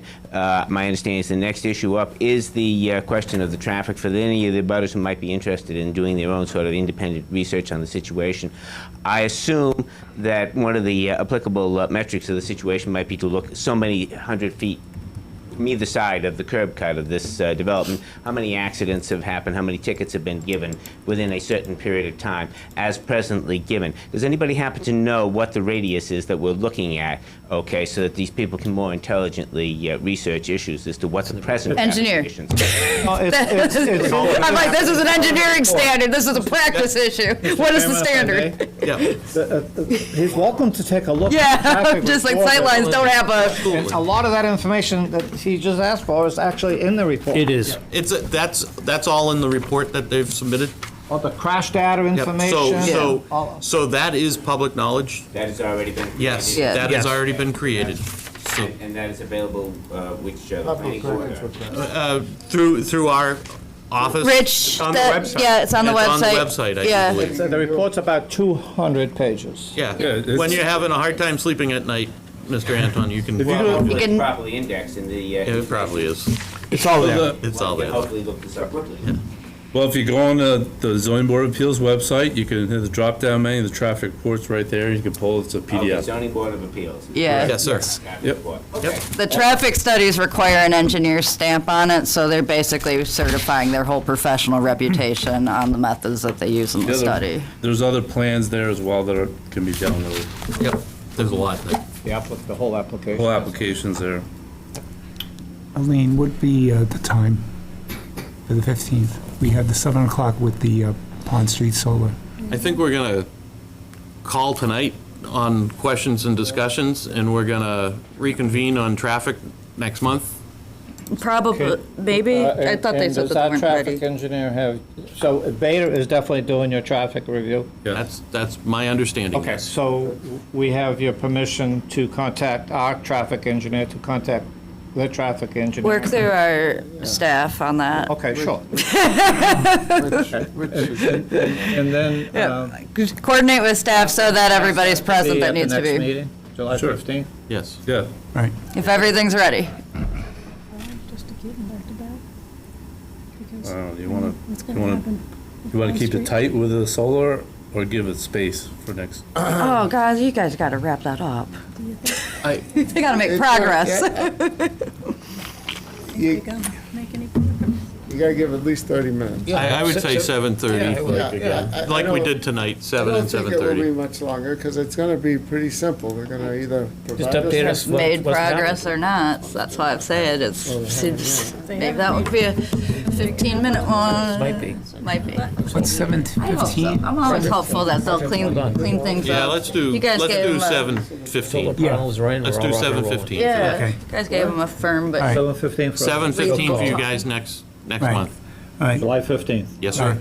So I make a motion that we're going to move continue the hearing for 373 Main Street Development LLC, the residents of Pond Meadow, to July 15th at 7:15 PM, focusing on traffic. Second. All in favor, say aye. Roll call, please. Aye, Joe Sebastiano. Aye, David Chris Axberg. Metcalf, aye. Chris Metcalf, aye. Tim Martin, aye. Josephine? Josephine Kordahi, aye. Oh, that's here, yep. And I think that's all we need. Yep. I do have this point. Can you advise us as to who would be the voting members? You just have to got the decide you first? just got the 5. You just got the 5. So Okay, we're awful. so it's Two of them are the 3 of online. us, and then 2 are online right now. Chris Metcalf and Josephine Kordahi. Assuming no Where? one ends up missing a meeting or whatever. Right, Right, but right. That's gonna happen. Right, but we have the They'll We do have Review the both minutes and- alternates are here. So. Yeah. watch the Two video, and alternatives. Yeah, Thank you all. I don't plan to vote. thank you. Appreciate it. Thank you. All right, we're moving on. What else? We still have more to do. We have Mirror Lake. 2 things to sign. We don't have any appointments.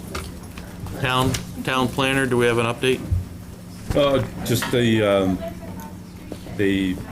you already know, Mike's on the zoning bylaw study committee for the planning board. The select board have put out a request for volunteers, which they discussed this past Monday night, Okay. and we'll convene once we're... Before you 2 go, I do know that Mike and myself would like hard copies if we don't have them at the office. Yeah. Yeah, the binders. Yeah, I want. You want a one binder? A binder, yeah, please. So there's 3 Don't we binders, have and our please. own in the office waiting for, like, they gave, We- you have a binder, how many, do you have any extra binders? or did you give those copies to staff? No, we have electronic. There's a, If I could have one for each of the, and the alternates, just- yeah. All right. I was just wondering what happened to the hard copies that they submitted with the application. 7 for the board would be great. we only Thank you. requested, Oh, I they- think, 3. Oh, okay. Oh, so when he said that they dropped off binders, I was just like, No, they didn't drop off. oh, okay. I thought we did, that was my mistake. Oh, So we'll get- okay. We'll get you some of That would be great. Yeah. Thank That would be We'll have those super. delivered next week. Yeah, That'd be great. we review the electronic ones, so we wouldn't have expected a binder, but they would tell us if. Well, yeah, just produce more binders, thank you. Please. Thank you, Mark, appreciate it. I could give one of you one tonight. That's, I'm fine Before you leave. with. That's fine. All right. Okay. What was Mirror Lake? What were you Didn't just they have saying? they wanted to withdraw? What was in our packet on Mirror? We'll discuss that. Well, let's go back to that in a minute. Okay, sorry, I thought that one was the next one. Approve the minutes? Yeah, we did some editing just before the meeting. Okay. Elaine has a clean copy, Elaine? Yeah. So with a couple minor edits, I've reviewed it, and I think it's ready for approval as drafted. Do you want to make a motion to approve the minutes then? Yeah, I make a motion that we approve the minutes, what's the date again, for May? May 20th. May 20th, yeah. I make a motion that we approve the minutes for May 20th as drafted. Second. All approved, roll call vote. Joe Sebastiano, aye? Chris? Chris? Chris Metcalf, aye. Josephine? Oh, oops. That's okay, you did good. Nice ceiling. Josephine? Chris has to shut his off. David Axberg, aye. Sorry, have I been unmuted? Hi. Yeah, Yes. you are now. All Aye, aye. right, thank you, Josephine. Tim Martin, aye. All right. So you have 1 Pine Street, Yeah. 1 Pine Street was the gasoline. the denial of the special That's the permit. denial special permit? Yeah, I reviewed this too, and everything looks in order. Okay, Did so David we'll, write that? we'll sign that. All right, so you have to make a motion on this?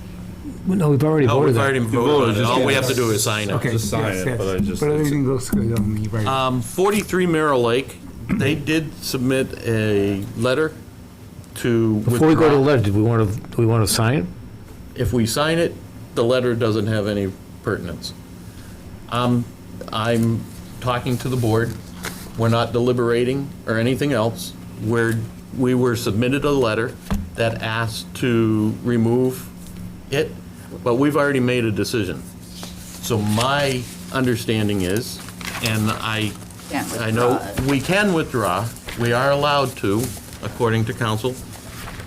If you're going to It's not sign the signed? decision, you can just sign it. If you're going to consider a withdrawal, you have to vote to reopen the hearing. Do we? And then vote to allow them to withdraw. The thing that I don't understand, the thing that I actually have just I actually just don't understand, because the letter requesting to withdraw says that before we deny the application, which we don't intend to do, so I'm confused why they're requesting to withdraw a denial for Correct. So Mirror I think we Lake. have a vote anyway. I thought we voted affirmatively for. We I did. thought- We So did, why we're are just they, signing. but why Well, did they want to wait withdraw a it? minute. Elaine, did that error on the second paragraph get fixed on 43 Mirror? The error. The first paragraph, because it got confused with the, It was Mirror that asked to 1 withdraw, Pine right? Street. Yeah, and I just don't understand why they want to. It doesn't say. Oh, I thought that they said Nope, that. it doesn't say that. What- It says the applicants, On the Susan and decision? Swain, respectfully request the board to allow applicants to withdraw the above application now pending before the board without prejudice. As reason, therefore, the applicants state that they did not realize during the discussions with the board that the board was not going to approve the house based on the plans that were submitted of the said application, which we didn't. Allowing the applicant to withdraw said application will give them the opportunity to So it was over pursue square methods footage. of the house. All right. So my question, Square footage issue. Okay. If we withdraw, if we open and then withdraw, they have the right to file another thing with us if they want to. If we give them their affirmative letter that we already decided, they can't change it. They could, I believe they can still do it without, they can do it without, They can make it conforming. they can make it conforming. Of course they can. They can make it conforming, they could also file an application to modify the special permit, and then Correct. depending on what their new plan is, whether it's substantial or not. Correct. If it's substantial, it requires notice and a full new hearing, so. So my question to council is, we voted this, we haven't signed to it. Can we withdraw without prejudice? If you reopen the hearing, you can, yeah, because the process to be complete is a vote, and then, file the decision with the town clerk, which obviously hasn't happened yet. And what's the process to reopen it if that was, You just vote to reopen. Would we need to notice to reopen? that was Even though we my already question, closed yeah. it? No. I see your point from a substantive standpoint. I'm not making a decision on if they came back or not. I'm just saying, I don't know why we wouldn't allow a resident to do that. Like, they can, why would we not honor their request to withdraw? I'm not saying you vote on it, you change your vote down the road, that we don't know what's gonna happen. Well, I think so they still have a process that they But I can, understand all that, but why would you not allow them all the processes as a resident? I'm not saying you make a decision on it. I'm not saying you say yes or no on what you think they may do, but why wouldn't, what's the opposition to it? That's what I Withdraw don't and whatever. Yeah, I don't understand that. Like, what's the harm?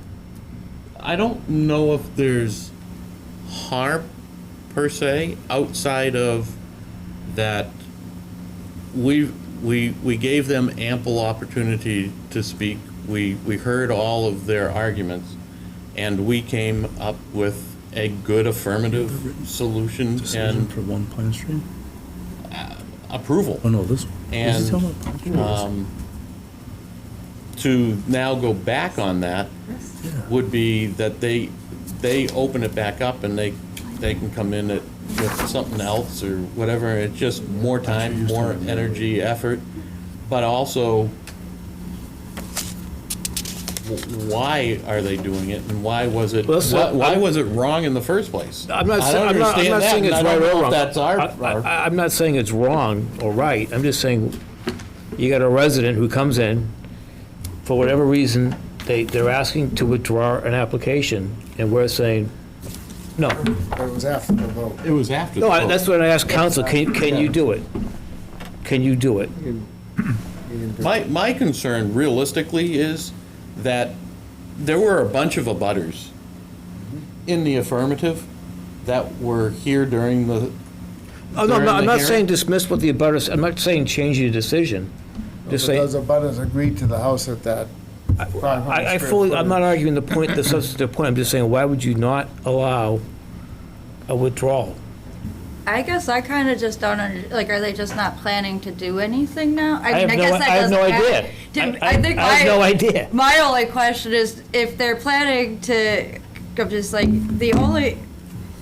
we have no reason to say no if they want to withdraw. I don't think there's a real harm done. I just wonder if they really need to, if they're going to submit revised plans anyway. If the revised, There's a way to do it by right. and Where not have they to don't do need a that. special permit. oh, so they're just gonna do the by right option? But if they do Yeah. it by right, and they have a special permit already, it doesn't matter. They can still do it by right. They just null and void the special permit. Yeah, it just, so, so, Like they asked so, for- No, I They built understand it, that, I they just don't know what the, I just don't, the thing It's that. procedurally weird. it is. Well, Yeah. I think they, But Look at, I don't know what the reason is, but it doesn't make sense to me to withdraw a decision we've already open it made. up. Open it up. well, I mean, it makes sense to withdraw it because they requested that we do, so we haven't signed it and filed it, so they're not too late to make that request. The only thing that my question is whether or not it's the wise thing for them to do if they're preserving all of their rights, where I'm That's just their like, decision. I might be cheap, hit pause, redesign, submit some new plans and not pay to apply again, but that's just me. But I'm not, I'm not Do we that. want to open the hearing again? I would consider it personally, because I think you should open the have hearing a- to continue this I discussion. think so. I think we've This is gotten a more little than I thought you deeper. guys were going to talk Yeah, about. same here. So I'm Yeah. That thinking we're we just should- very confused I as think to we should why open we're it just for here. the discussion we're Yeah. having. Fine. You laid Yeah. it You're right. 43 on the screen right now? Yes. Okay. And if you reopen the hearing, then you can hear from their counsel who's on Zoom, but you cannot hear from him. I if agree. The hearing's not open. Do we have the same people? Do we want to open it? I think, Do we have to make a motion to open it? Yes, we do. Yeah. Then I'll make a motion that we open the hearing on, Reopen. reopen the hearing on 43 Mirror Lake Avenue. It was an application for a special permit. Second. okay, Roll call. Joe Roll call vote? Joe Sebastiano, aye. Chris Metcalf, aye. Josephine, Josephine, you're on mute. There you go. Josephine Kordahi, aye. thank you. David Axberg, no. Tim Martin, aye. All right, Motion carries. motion carries. Motion carried. Okay. So their counsel's on? Yes. Maybe, yes. What's We're going on? open. Now we can ask your questions. Great. Great. Thank you all very much. Ted Cannon on behalf of the applicants. Thanks for the opportunity. Ted Cannon on behalf of the applicants. And I understand it's a little bit unusual, but really it was a misunderstanding. The house that was designed based on feedback they received last August that the 500-foot requirement was, and this was just the opinion of the acting building commission, was based on the footprint of the home. But it's up to this board to make that determination, and this board doesn't interpret it that way. But we didn't understand that. We didn't know that. And so the action that or the vote that the board took would result in a home that really doesn't do any good for the applicant. So it was just before the board acts and signs the decision, we did ask to just withdraw, and it allows the applicants just to start over again from scratch. So yes, they are looking at options to pursue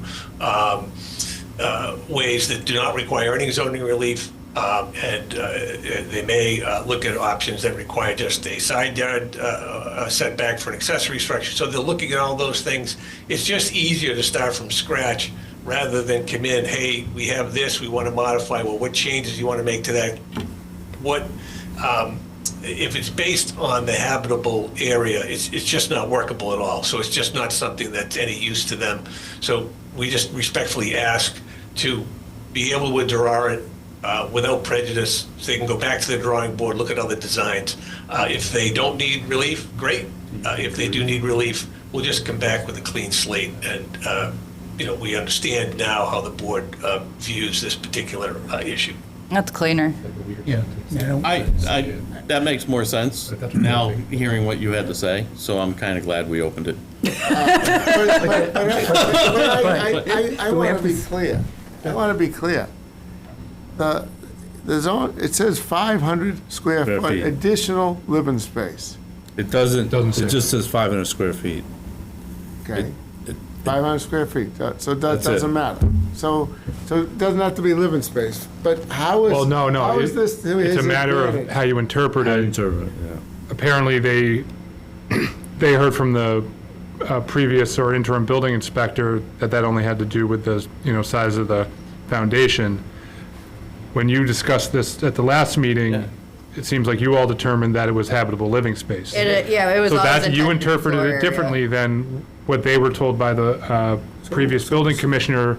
So that's where there was a miscommunication of what we were talking about. What's the difference? 100 square feet, 200, what's the difference? The difference It's between, dramatic. Well, it's dramatic, it's twice the house. You add 500 feet to a foundation. To a footprint. You can do 1,000 feet I don't know above how, that. I don't know how. The footprint is, I was- not- if it's I was gonna multiple say- levels, the footprint is times 2, or if it's Right, 3. right, yeah. It's not the foundation. Right, I don't know how they come up with that interpretation. Well, If that's- you have a 500 square foot foundation, and you have a basement and a second floor, it's a 1,500 square foot dwelling unit, okay? If that basement's finished and that Right. second floor is finished, that's a 1,500 square foot dwelling unit with an additional 500 square feet allowed that house should be built to 2,000 square feet. So you're saying that we took the square footage of only the first floor, didn't take in any second floor, and added to the first?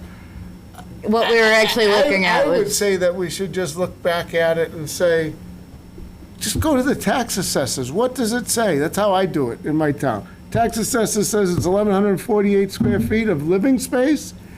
That's what you get. Plus, you, in mine, you get 50%. Here, you get 500 square feet. I think that's Yeah, reasonable. they're not- The point is, they were told something yeah, else. yeah, the main point is the building commissioner, the Yeah. prior one told them that it was the footprint and not the floor There's no way area. Bob did that. It wasn't Bob. No, I think it was an interim, or somebody acting. But it doesn't matter, that's how it got Yeah, there. that's how they got in Sorry, there, yeah. I know, Yeah. Chris was here 30 years. He wouldn't make that mistake. No, but it was, Okay, so I think that's an easy fix. What's the tax record say? And just modify the square footage well, we right never, now. I don't think we Does had that a get question. them where they want? I don't think we had. He just wants a it clean doesn't. slate. Yeah, he just wants to He start just over. wants to start over. He understands our interpretation. Yeah, He's they not kn- disputing that, Yeah, they know they have 1,900 square feet and Under the change to bylaw. work with, under the without bylaw. relief, without additional relief beyond what they've already asked for. Because they had I thought you 1,500, just said that it was, they started with like a 1,400 square foot house. Now with an extra 500 square feet, it can be 1,900 and No, change, no. which was the footprint. so the existing house is one level? Yeah. Okay, that's the misinterpretation. The existing house is one level. It's not two levels. So the footprint of the house doesn't have double. The footprint of the house has 1,480 square foot ranch, and you can add 500. Yeah, that's why they That's got to right. the, Okay. yeah, all the math jives, Look, all of I it just want to jives. know where we messed up. We So, didn't. okay, I think they don't got a think- bad I advice. don't think we did, but if they I don't want think we did either. They got bad. Take it, bad, then they got some bad advice, it happens, and next time when we have a case like this, we ask for a floor area analysis on the So plan, the- and then so we the- know. Bad information. No, I It's think, not bad I think, information, guys. But if I- whatever they heard and how they if I interpreted hear- it, it turned out. What he can if I do hear is what can he go just up, said, 'cause it's- it sounds like they're gonna try and do the house as a conforming house, but they might have an ancillary building that's Gonna need a setback. non-conforming, so they have to come back here for a non-conforming ancillary building. But it'll only be If the, we do this, they can't do that for, Okay. unless it's a small modification of. well, I mean, they could, because it wouldn't be a repetitive application. Like, I agree. they can start fresh whether we withdraw this or not. I think rather Well, they get, can. I think If rather they than get into withdraw- that There's also, argument, they want to just just have a clean for, on slate. the Yeah, they just want a clean slate. on the repetitive application point, that 2-year waiting period also only applies to whether an application was acted on unfavorably. And we're gonna approve. You voted yes, it's not what they thought they were getting, there was like kind of a question there, so it's Yeah. not, I don't think right now I can say that you acted unfavorably on their application that would I would agree. trigger the 2-year. Hence, a restart. Yeah, Yes. right. Because even if we do, like, go forward with the decision, the problem is that the decision is going to link a set of plans that indicate a house that is roughly 4,000 4,000 square feet. It's like changing the zoning code. You change one thing, it triggers everything. Yeah. Even open the hearing, we have to control, are we having hearing that's open, continued, what are we doing? Well, Right, they're asking to withdraw without Withdraw prejudice it. and start over. So, Yeah, they we just wanna we can withdraw. now withdraw, because the hearing's open, we can now withdraw without They've asked us prejudice. to withdraw their application. Okay, What's that? so we And they have have do we prejudice. have to formally close the hearing? Well, we, Yeah, it's like, it's just like the hearing's open. Close it up, Joe, and So let's close make it a up vote. and then withdraw it. all right. Or do we withdraw it and then close it? No, close it, then Close it withdraw. and then withdraw. Okay. Yep. Okay. So for 43 Mirror Lake Avenue, I'll close the hearing. I'll second that. All in favor, roll call vote. Joe Sebastiano, aye. Chris? Chris Metcalf, aye. Josephine? Josephine? She's working towards her unmuting. She's coming.